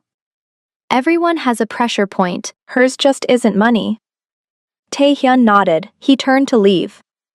One more thing, Taehyun stopped. The older girl, the 9-year-old. She's observant. Very. Children who are observant become witnesses. I don't want witnesses. The sentence hung in the air. Taehyun's face didn't change, but his hand, behind his back, closed into a fist. Understood, he walked out. That same evening, Zara was in the restaurant kitchen for the first time. The counter woman, whose name was Haewon, had invited her in to help prep for the next day's lunch service. This was unusual. Haewon didn't invite people into her kitchen the way most people don't invite. strangers into their operating room. But Haewon had been watching Zara for 5 days, watching her hold those girls together with nothing but stubbornness and sleep deprivation. Watching her refuse money. Watching her stand up to Myung-hee without raising her voice. Watching her walk into a courtroom in a borrowed dress and walk out with custody. Haewon respected competence. She respected it more than wealth. More than power, more than the organization she'd been adjacent to for 11 years. You chop like a nurse, Haewon said, watching Zara cut scallions. What does that mean? Precise. No wasted movement, but too careful. This is food, not surgery. Faster. Zara sped up, the knife moved. Haewon nodded once, better. Still too careful, but better. They worked in silence for a while. The kitchen was small and clean and smelled like stock that had been simmering since dawn. The radio played Korean music at low volume. Bree's drawing was taped to the refrigerator door. Sojin hadn't put it there. Haewon had found it in his jacket pocket when she'd hung up his coat and moved it to where she felt it belonged. How long have you worked here? Zara asked. 11 years. Since before Yuna. The name settled into the kitchen like a third person taking a seat. Can I ask what happened? Haewon's knife stopped. She set it down. Wiped her hands on her apron. Took a breath. Electrical fire. In their house. 3 in the morning. Sojin was here. At the restaurant. Working. Like always. By the time he got there, the fire trucks were already leaving. His wife was outside in her bathrobe. Alive. Yuna was not. Zara's hands stilled on the cutting board. His wife survived? His wife was outside before the fire reached the second floor. Yuna's bedroom was on the second floor. Haewon picked her knife back up. His wife left 3 months later. Took her share of what she was owed and moved to California. She didn't fight for anything except money. She left him after their daughter died? She left him because looking at him reminded her of what they lost. Some people stay and grieve together. Some people leave because grief makes them selfish. Haewon sliced a radish in half with one clean motion. He doesn't talk about her. Not the wife. Yuna, sometimes, late at night, when he thinks no one is listening. He sits in the room upstairs. The room where you're staying. He sits on the bed and says her name. Zara put the knife down. We're in his daughter's room. You're in the room he kept for her. Clean sheets, fresh air, the height marks on the wall. He maintained it like she was coming back. For 3 years. Haewon looked at Zara with eyes that held 11 years of watching a man she cared about disassemble piece by piece. Then you came. And those girls filled the beds and the sheets got wrinkled and the room had noise again. Do you understand what that means to him? Zara understood. She understood in the place behind her sternum where the fracture had been spreading since she watched him hold Nyla's braids, in the office doorway. He can't make us responsible for his healing. No, he can't. And you can't make him responsible for your survival. Haewon pointed the knife at Zara gently, the way a teacher uses a pointer. But perhaps you can stop pretending that neither thing is happening. The back door of the kitchen opened. Nyla stood there. She was supposed to be upstairs asleep. She was wearing the Jeju Island shirt, which she'd turned the right way around, and her braids were loose. The white beads were in her hand. Auntie Zara, there's someone outside. The temperature in the kitchen dropped. Zara moved fast. Through the kitchen, through the restaurant. Past the corner booth where one of the security men was already standing, his phone pressed to his ear. She got to the back stairs. Looked out the alley door. A car was parked at the mouth of the alley. Engine running, headlights off. Black sedan, same one. Go upstairs, Zara said to Nyla. Lock the door, don't open it for anyone except me. Auntie Zara. Now baby, go now. Nyla went. Her bare feet slapped the stairs. The deadbolt clicked. Zara heard it, and something in her chest locked at the same time. The security man was beside her now. Big. Hands built for a purpose. He looked at the car. "Stay inside," he said. He stepped into the alley. The car didn't move. 30 seconds. A minute. The security man walked toward it. Steady, not rushing. Professional. At 15 feet, the car's reverse lights flared. It backed out of the alley. Slow. Deliberate. Like someone who wanted to be seen leaving. Who wanted the message to land before they disappeared. The car turned onto the main road. Gone. The security man came back inside. He pulled out his phone and made a call. Korean. Fast. Urgent. Within 6 minutes, Sojin was in the restaurant.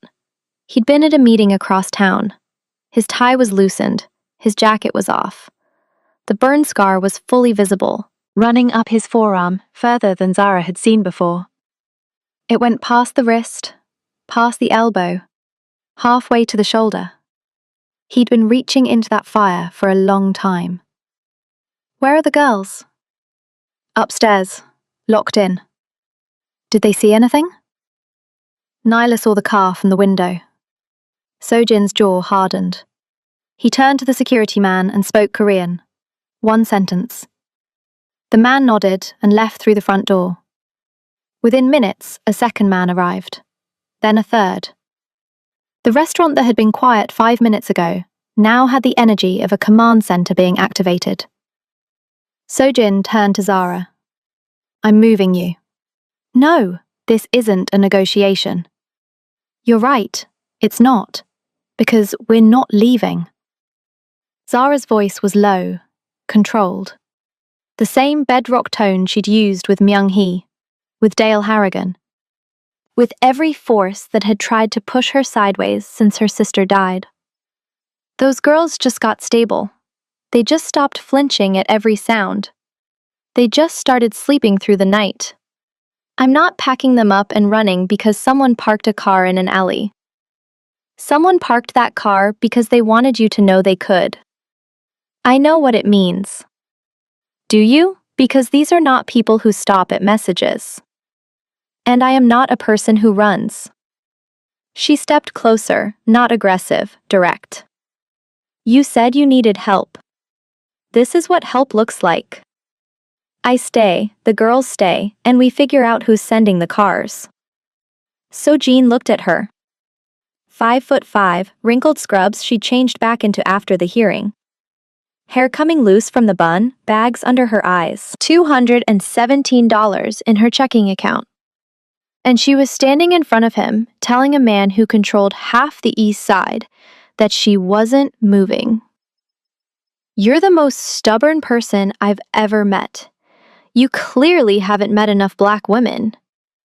The corner of his mouth, that almost smile. Closer than it had ever been. I'm doubling security. 2 men on the alley entrance, 1 at the back stairs. Nobody comes in or out without clearance. Fine. And I'm putting cameras on the street, both directions. Fine. And you're going to let me teach you how to use the security system. The monitors, the panic button under the counter, the emergency exit through the kitchen cold storage. There's a panic button under the counter? Haewon keeps it next to the kimchi. Zara almost laughed. Almost. The sound got halfway up her throat and stopped, because laughing felt like a luxury she hadn't earned yet. Fine, Sojin nodded. He started to turn toward the back office, then stopped. The drawing Bree made, the one with the house. What about it? She drew 5 people. I know. She drew me in it. Zara was quiet. Nobody's drawn me in anything since Yuna. He walked into the back office and closed the door. Zara stood in the restaurant. The security men moved around her. The monitors glowed. The alley was empty and watched. Upstairs, a deadbolt held. 2 girls slept behind it, and somewhere in the city, a black sedan circled.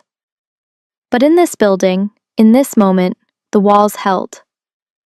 It was Nyla who figured it out.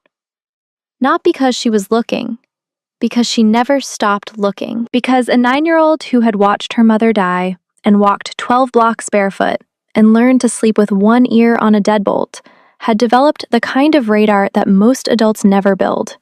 She noticed things. The wrong shoe in a doorway. The way someone held their phone. The angle of a glance that lasted 1 beat too long. She noticed Taehyun. It was Thursday morning, 8 days since the funeral. Zara was downstairs with Howard Yoon, reviewing paperwork for the 30-day home visit. Bree was in the kitchen with Haewon, standing on a step stool, stirring something in a pot with a wooden spoon that was taller than her arm. She was singing a song she'd made up about a rabbit who cooked soup for sad people. Haewon listened without correcting her technique, which was the highest compliment the woman had ever paid anyone under 60. Nyla was in the booth, reading. She'd moved past the Korean picture books. Mrs. Kang had brought her a stack of chapter books from a second-hand store. Nyla was halfway through one about a girl detective who solved mysteries on a farm. She liked it because the girl didn't wait for adults to fix things. Taehyun came in through the front door at 8:22. He ordered coffee, sat at the counter, pulled out his phone. Normal. Routine. He'd been doing this every morning since Zara arrived. Same seat, same order, same phone. But this morning, Nyla was watching from a different angle. The booth she'd chosen was offset from her usual spot. She could see the counter from the side instead of straight on. And from this angle, she could see Taehyun's phone screen. She couldn't read the words. They were in Korean. But she could see the photos. Photos of the back stairs, of the alley entrance, of the upstairs hallway, of the window of the room where she and Bree slept. Close, zoomed. The kind of photos someone takes when they're cataloging access points, not memories. Nyla's book lowered half an inch. Her eyes moved from the screen to Taehyun's face. He was scrolling, selecting, sending. His thumb moved with the efficiency of someone who'd done this many times. She didn't say anything. She didn't move. She turned the page of her book like she was still reading. But her eyes stayed on the phone until Taehyun locked the screen and put it in his pocket. She waited. Taehyun finished his coffee, spoke briefly with one of the security men, laughed at something. The laugh was easy, practiced, and completely wrong. Nyla knew wrong laughs. Her mother's boyfriend before the last one had laughed like that. Easy on the surface, empty underneath. The kind of laugh that was really just a sound people made to fill space, while they were thinking about something else entirely. Taehyun left at 8:41. Nyla closed her book. She walked to the back office. The door was open. Sojin was at his desk. 3 monitors, phone, coffee. The morning architecture of a man who ran an empire from a room the size of a walk-in closet. She knocked on the doorframe. He looked up. Nyla. The man who sits at the counter every morning. The one with the black jacket. Sojin's eyes shifted. Subtle. The way a compass needle moves when something magnetic enters the room. Taehyun? He has pictures of our stairs on his phone. And the alley. And the window of our room. The office went silent. Not quiet. Silent. The difference between no sound and the absence of everything. You saw this. From the booth, I could see his screen. He was sending them to someone. Sojin's hands were flat on the desk, the burn scar pressed against the wood. His face didn't change. Nothing moved. But Nyla had spent her whole life reading rooms, and she could feel the temperature drop 10 degrees in the space between his eyes.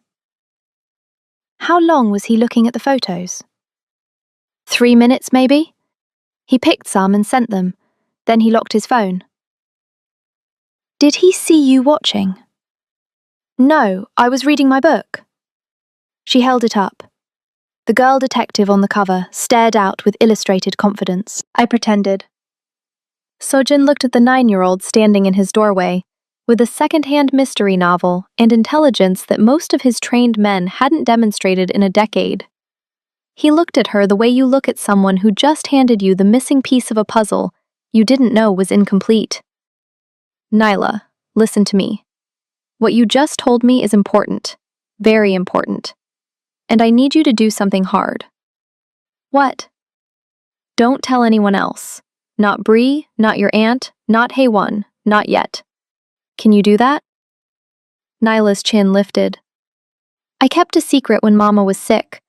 She told me not to tell Bree how bad it was. I didn't tell her for 4 months. The weight of that sentence settled into the room like a stone dropped in deep water. 4 months, Sojin repeated. 4 months, 2 weeks, and 3 days. I counted. He stood up, walked around the desk, crouched down in front of her, eye level. The way he'd done with her on the sidewalk the first day. But different now. Something had changed in the geography between them. He wasn't a stranger crouching to meet a scared child. He was something else. Something that didn't have a name yet, but had a shape. You're the bravest person I know. Braver than you? Much braver than me. I have men with guns. You have a library book. The corner of Nyla's mouth twitched. Not a full smile, a seed of one. The first Zara hadn't planted. Go back to your booth. Keep reading. If you see anything else, come tell me. Same way. Quiet. Nyla nodded. She turned to leave. Stopped. Mr. Sojin? Yes? Is he the one who parked the car? Sojin didn't answer, but his silence was an answer, and Nyla was old enough to read it. She went back to her booth. Within the hour, Sojin made 4 phone calls. None of them were in Korean. 2 were in English. 1 was in Mandarin. 1 was to a number that had no name attached to it in any phone book, on any server, in any record. By noon, he knew everything. Taehyun had been reporting to Victor Ri for 7 months. Not since Zara arrived. Since before. Since the organization's shipping revenue had dropped 11% after Sojin pulled back from daily operations in the months following Yuna's death. Victor had identified the gap, had approached Taehyun through an intermediary, had offered him control of the East Side gambling rooms if he provided information and, when the time came, facilitated a transfer of authority. Taehyun wasn't motivated by malice.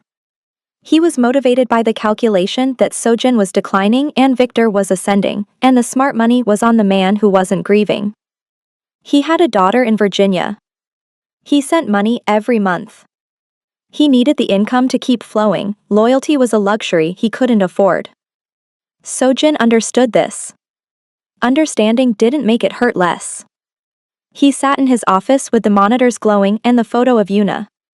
Face down on the desk and the crayon drawing taped to the wall where Haewon had moved it after finding it in his jacket. And he made a decision. Not a business decision. Not a strategic calculation. Something deeper. Something that came from the place where the fire had burned away everything. Except the thing that refused to stop reaching. He picked up the phone. I want a meeting with Victor. Tonight. My location. The voice on the other end was surprised. You're sure? Tell him I'm ready to discuss terms. Tell him I'm tired. Are you? Tell him what he needs to hear. He hung up. He looked at the crayon drawing on the wall, 5 stick figures, a house with no lock. Flowers in the yard, a yellow sun with a face. Then he looked at the security monitors. Feed 3, the upstairs hallway. Empty. Safe, for now.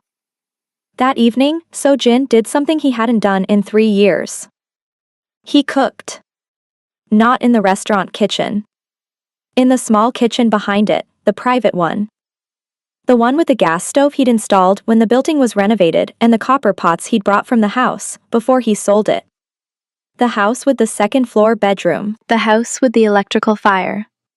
He'd sold it 6 weeks after Una took nothing except the pots and the height mark measurements he'd traced onto a piece of paper before the new owners repainted the walls. He made doenjang jjigae, fermented soybean stew. The recipe was his father's, not written down, carried in muscle memory. The way his hands moved the knife. The way he measured the paste by smell, not spoon. The way he let it simmer at exactly the right point between boil and patience. Haewon watched from the doorway. She'd seen him cook 3 times in 11 years. Once for a visiting associate from Seoul. Once for Yuna's 4th birthday, the last birthday, and now. She said nothing. She turned and went to set the table. Not the restaurant tables, the small table in the back room, 6 chairs. She set 5 places. Zara came downstairs with the girls at 6:30. She stopped at the back room entrance. The table was set. The stew was in a clay pot in the center, still bubbling. There was rice. There were side dishes. Small plates of pickled radish and seasoned spinach and crispy dried seaweed that Brie had been eating by the handful for 3 days. Sojin stood at the head of the table. No jacket, sleeves rolled up. The full length of the burn scar visible for the first time. It ran from his knuckles to his mid-forearm. A map of the moment he tried to reach through fire to save what he loved most. And come out holding nothing. He'd never let anyone see the full scar. Not the men who worked for him. Not Mrs. Kang, not Haewon. You cooked, Zara said. My father's recipe. What's the occasion? He looked at her, then at Nyla. Then at Brie, who was already climbing into a chair and reaching for the seaweed. No occasion. I just wanted to make dinner. They ate. Brie ate 3 bowls of rice because the stew was too spicy, and the rice made the burning stop, and she thought that was hilarious. Nyla ate quietly, carefully, tasting everything once before committing. She liked the spinach. She went back for more. Haewon watched from the kitchen with her arms crossed and her face arranged in its most neutral expression, which meant she was deeply moved and refusing to show it. Zara tasted the stew. The flavor was deep and earthy and complex, and it warmed her from the inside out. She looked at Sojin over the pot. This is good. It's my father's. He taught you? He taught me this one dish. He said, a man who can cook one thing well will never be completely lost. Sojin broke apart a piece of dried seaweed between his fingers. He died when I was 23. Heart attack. No warning. I made this stew every night for a month after. My apartment smelled like doenjang for weeks. My neighbors complained. Did you stop? Eventually. When the grief changed from something I needed to feed to something I could carry. Zara understood that. The distinction between grief as a wound that demands and grief as a weight that travels. Her sister had been dead for 8 days. The wound was still demanding. It'll change, he said, reading her. Not less. Different. She nodded, set her spoon down, picked it up again. 8. Brie finished her rice and climbed down from her chair and walked to Sojin and held up her arms. The universal gesture. Pick me up. He looked at the 5-year-old, then at Zara, then back at Brie. He picked her up. She settled against his chest like she'd been doing it her whole life. Her head found the space between his shoulder and his neck. Her eyes closed. The rabbit dangled from one hand. Sojin sat very still. His burned hand was on her back. His jaw was tight. His eyes found a point on the wall above everyone's head and stayed there. Nyla watched from across the table. She looked at Zara. "He's crying again," she whispered, "but quiet." Zara looked. She saw what Nyla saw. The wet line at the edge of his eye, that he wouldn't blink away, because blinking would mean acknowledging it. She reached across the table. Her hand landed next to his free hand. Not touching. Close enough that he could bridge the gap if he wanted. She left it there. His hand moved. 1 inch. His fingers touched hers. Just the tips. Just the edges. The burn scar tissue against her unbroken skin. They stayed like that. Bree sleeping against his chest. Nyla watching. Heywan in the kitchen doorway with her hand over her mouth. The stew cooling in its pot. The evening settling around them like a blanket that didn't quite fit, but covered what mattered. At 8:15, Sojin's phone buzzed. 1 message. 1 word. Confirmed. Victor was coming. Victor Rhee arrived at 10 p.m. 2 cars. Black. The restaurant was closed. The front lights were off. The back room was lit. Sojin sat at the table where he'd made dinner 4 hours earlier. The stew pot was gone. The side dishes were gone. In their place was a single glass of water and nothing else. The girls were upstairs. Zara was with them. Sojin had told her what was happening. Not all of it. Enough. "My uncle is coming. Stay upstairs. Lock the door." What's he coming for? A conversation. At 10 at night? Some conversations don't happen in daylight. She'd searched his face, searched it the way she searched everything, thoroughly. Without flinching. "Are you safe?" "In my own restaurant, always." "That's not what I asked." He'd looked at her, really looked. Not the controlled assessment of a man who ran an organization. The open, unguarded look of a man who was standing on the edge of something and couldn't tell if it was a cliff or a bridge.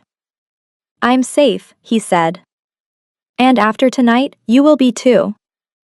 She'd gone upstairs, locked the deadbolt, sat between the 2 beds. Nyla was awake. Bree was asleep. The rabbit was on the pillow. "Is he in trouble?" Nyla asked. "He's handling something." "Is it about the man with the pictures on his phone?" Zara looked at her niece, 9 years old, holding a secret she hadn't been asked to explain and carrying it with the precision of someone 3 times her age. "What man, baby?" "I told Mr. Sojin. He told me not to tell you yet, but I think yet is over." Zara listened.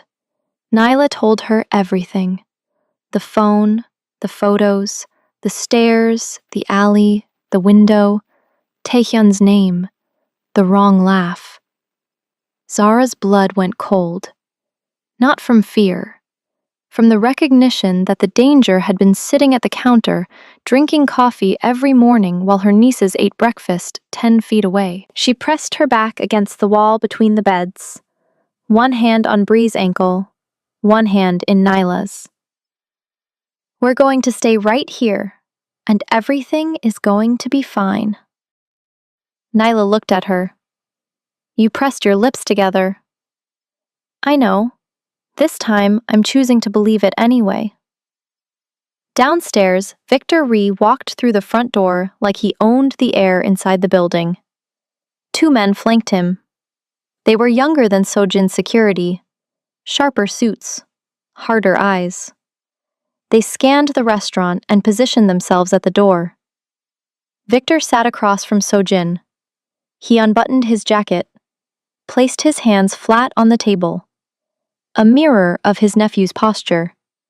Family resemblance expressed through gesture, not genetics. "You look tired, nephew." "I look the way I need to look."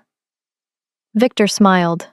Thin, a line drawn across his face without reaching his eyes. "I was surprised by your call, pleasantly." "I imagine." Myung-hee tells me you've been making emotional decisions. My mother tells you a lot of things. She's concerned, as am I. Victor glanced around the restaurant, the dark booths. The counter where Hae-won kept the panic button next to the kimchi.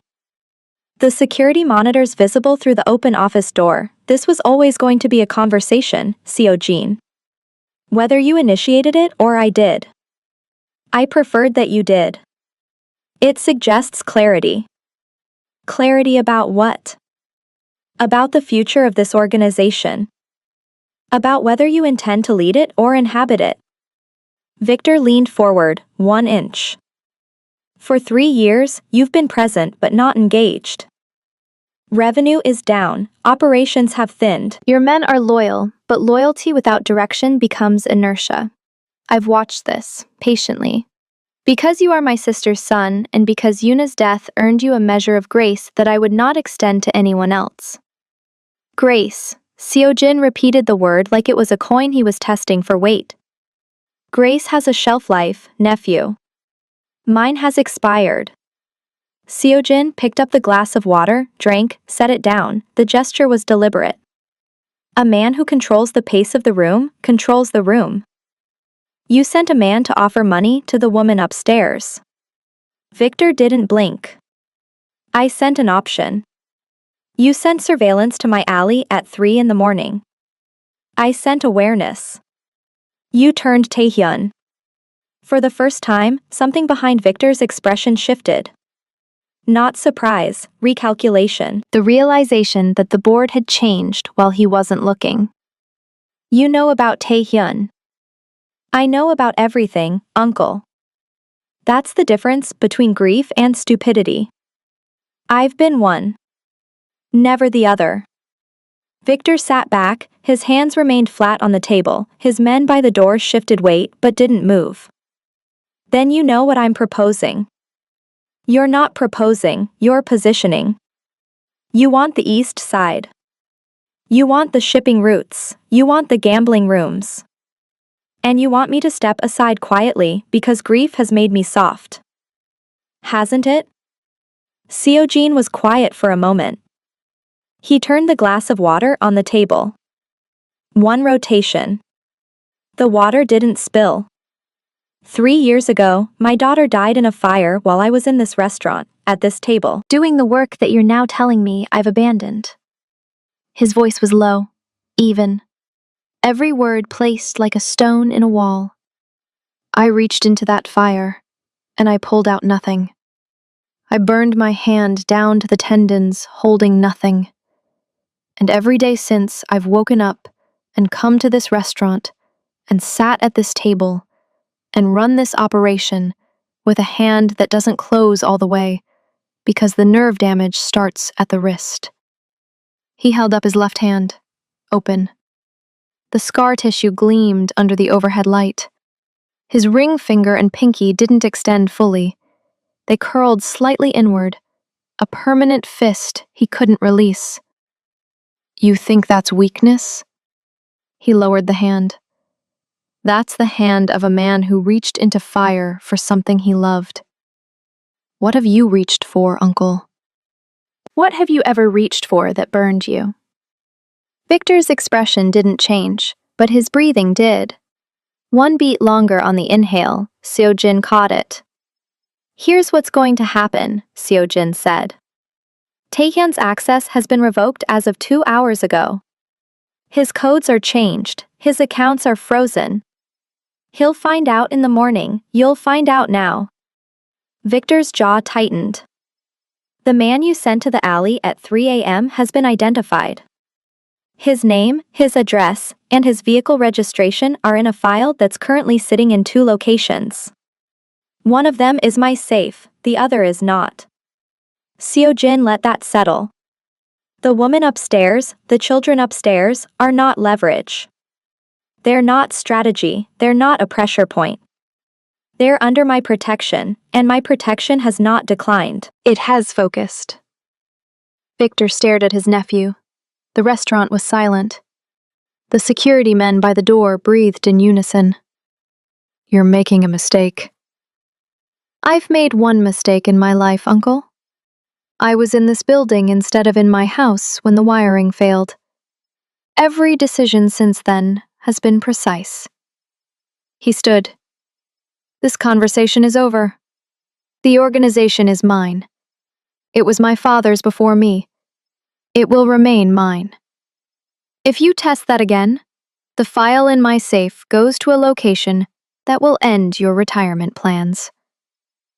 Victor stood slowly, buttoned his jacket. His movements were careful, measured. The movements of a man who had just discovered that the wall he'd been leaning against was electrified. Myung-hee won't accept this. My mother will accept what I tell her, as she always has. Victor walked to the door. His men opened it. He stopped in the frame. The woman, Zara. She's changed you. No, she reminded me of something I forgot. What? That the building matters more than the fire. Victor left. The door closed. The cars pulled away. Sojin sat back down, alone, the glass of water still on the table. His burned hand flat on the surface. His jaw was locked. His eyes were dry. But his shoulders, for the first time in 3 years, dropped. Not in defeat. In release. The way a man's body lets go when it realizes the thing it's been bracing for has already happened and the walls are still standing. Haewon appeared from the kitchen. She'd been there the entire time, behind the door. Listening. A kitchen knife in one hand that she hadn't been aware she was holding. She set it on the counter. Walked to the table, placed a fresh cup of coffee in front of him. Black. No sugar, no milk. Your father would have said the same thing. I know. He also would have hit Victor. I know that too. She picked up the glass of water and replaced it with the coffee, and went back to her kitchen without another word. Sojin drank the coffee, then he walked upstairs. Knocked on the door. 3 soft knocks, the pattern they'd agreed on. The deadbolt turned. Zara opened the door. Behind her, Nyla was sitting up in bed. Bree was asleep with the rabbit. Zara looked at his face, read it the way she read everything. It's done? It's done. Is he gone? Gone. Is Taehyun handled, not harmed, removed? She studied him. Looking for the thing underneath the answer, the cost, the weight, whatever he'd spent in that room that he wouldn't get back. Are you okay? He leaned against the doorframe, his shoulder pressed against the wood. The posture of a man who had been holding himself upright for 3 years and was finally allowing himself to lean. I made my father's stew tonight. I held a 5-year-old against my chest. I sat across from a man who wanted to take everything I have, and I told him no. He paused. I'm better than okay. Nyla spoke from the bed. Did you win? Sojin looked past Zara to the 9-year-old with the white beads and the detective novels and the surveillance instincts of someone who'd been keeping watch her entire short life. We won, because you told me about the phone. Nyla's face opened, not a smile yet, but the architecture of one, the foundation being poured. I'm a good detective. You're the best detective. Better than the one in your book. She doesn't have real cases. No, she doesn't. Zara stepped into the hallway, pulled the door partly closed behind her. Nyla's eyes stayed on them for a moment, then she lay back down. Satisfied. Safe. In the hallway, the overhead light buzzed. The cedar smell of the stairwell drifted up. Zara and Seojin stood a foot apart. Your uncle. Will he stay gone?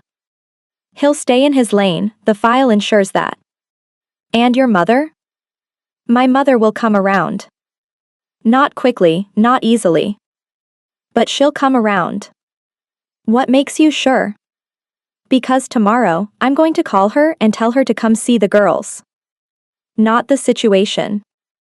The girls. Nyla reading books in the booth, Bree drawing houses on printer paper. She lost a granddaughter. She's been filling that hole with control. When she sees them, really sees them, the control won't be enough anymore. Zara was quiet. She looked at the wall, at the pencil marks. Yuna. 4 years. The last measurement of a life that stopped too soon. Sojin. It was the first time she'd said his name without a question behind it. Just the name. Placed in the air between them like an offering. Yes. I'm going to get my nursing degree. I'm going to get a real apartment. I'm going to stand on my own feet. For the girls. For me. I know. I'm telling you because I need you to understand that whatever this is between us, it doesn't work if I owe you everything. You don't owe me anything. I owe you a meal, a room, a lawyer, a dress, security cameras, and a door that my niece walked through when every other door was locked. Sojin looked at her. The hallway light cast shadows under his cheekbones and lit the silver at his temples. And for one moment, he didn't look like a man who ran an empire. He looked like a man standing outside a room where a dead girl's height marks lived on the wall, trying to figure out how to deserve what was being offered to him. Zara. Yeah. I've spent 3 years maintaining a room for a child who wasn't coming back. I kept the sheets clean. I kept the lamp working. I measured air that nobody breathed. His voice was low, rough. The words were coming from somewhere deep, and they were arriving damaged. Then 2 girls in funeral dresses sat on my sidewalk, and the room had people in it again. And I didn't know if that was healing or betrayal. Healing Yuna's space or replacing her? It's neither. What is it? It's a room with beds. And 2 girls who needed somewhere to sleep. It's not a memorial and it's not a replacement. It's just what it is right now. She paused. And right now is enough. He exhaled. Long, slow. The breath of a man setting down something he'd been carrying so long it had fused to his hands. Okay. Okay. They stood in the hallway, 1 foot apart. The deadbolt unlocked behind them. 2 girls sleeping on the other side, a restaurant below them, a city outside. And between them, a space that was no longer empty. Not filled, not complete. Just no longer empty. Which, after everything, was enough to build on. 3 weeks later, Myung-hee came to the restaurant. She brought a bag from a department store. Inside were 2 dresses. One for a 9-year-old. One for a 5-year-old. They were expensive. Impractical. The kind of dresses a grandmother buys when she doesn't know what size a child wears, but knows that the gesture has to be bigger than the apology she can't bring herself to say. Bree tried hers on immediately. It was too long. She didn't care. She spun in the restaurant until the fabric flared out around her like a bell, and Myung-hee watched from the counter stool with her purse clutched in her lap and her jaw tight, and her eyes doing something they hadn't done in a very long time. Nyla tried hers on and stood still. She looked at the old woman who had called them outside guests, who had said things with pauses that were louder than words, who had walked out with her gold-clasped bag and left a room cold behind her. Nyla walked to Myung-hee. She stopped in front of the stool. She looked up. "Thank you for the dress." Myung-hee looked down at the girl. The white beads, the old eyes, the chin that lifted the same way Zara's did. "You're welcome. Your son is a good person." Myung-hee's jaw worked. Something moved behind her face. Tectonic, slow. "Yes," she said. "He is. He misses Yuna." The name landed in the restaurant like a stone in a cathedral. Myung-hee's hand tightened on her purse. Her nostrils flared. Her eyes filled. Not spilled, filled, held. We all miss Yuna. Nyla nodded. Then she did something that nobody expected. She took Myung-hee's hand. The old woman's fingers were cool and stiff and heavy with rings. Nyla held them anyway. She would have liked Bree. Bree makes everyone laugh. Myung-hee looked at Bree, Spinning in a too-long dress in the middle of a restaurant with a stuffed rabbit tucked under one arm. She looked at this small, careless joy spinning in a circle, and her grip on Nyla's hand tightened, and her chin dropped, and the tears that had been held released. 1, 2. She wiped them fast. But they'd fallen, and Nyla had seen them, and Nyla understood that some walls come down not in crashes, but in drops.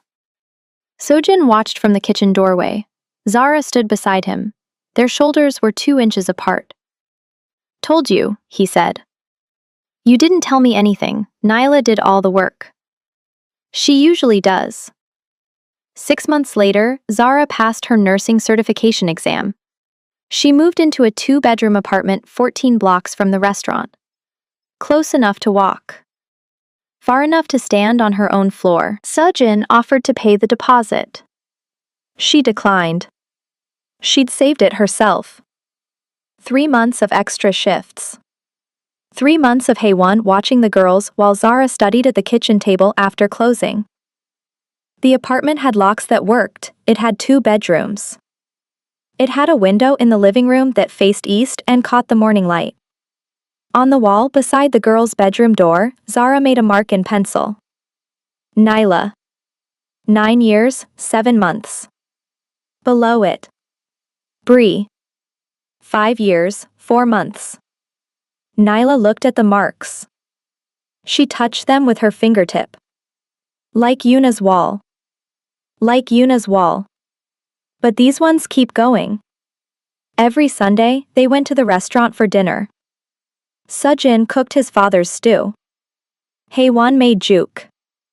Bree sat on the counter and helped by eating half the ingredients before they made it into the pot. Nyla read in the booth. She was on her 14th detective novel. She'd started writing her own mystery stories in a notebook Mrs. Kang had given her. Myung-hee came every other Sunday. She brought fruit. She sat at the counter. She didn't say much, but she watched Bree spin, and she listened to Nyla read.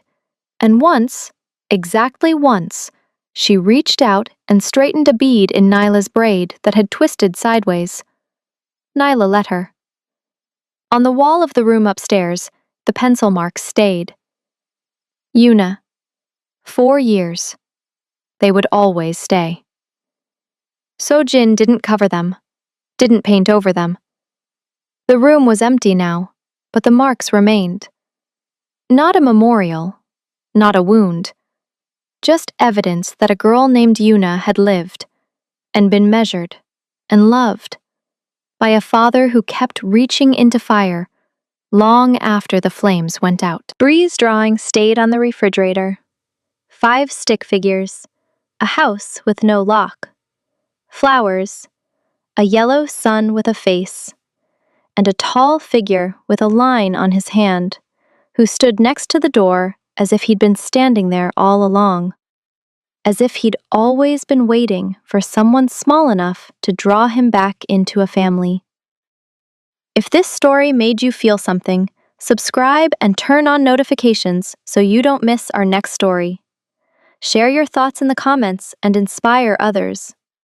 Because sometimes, the people who save us are the ones we never expected. And sometimes, the door that opens when every other one is locked is the one that leads you home.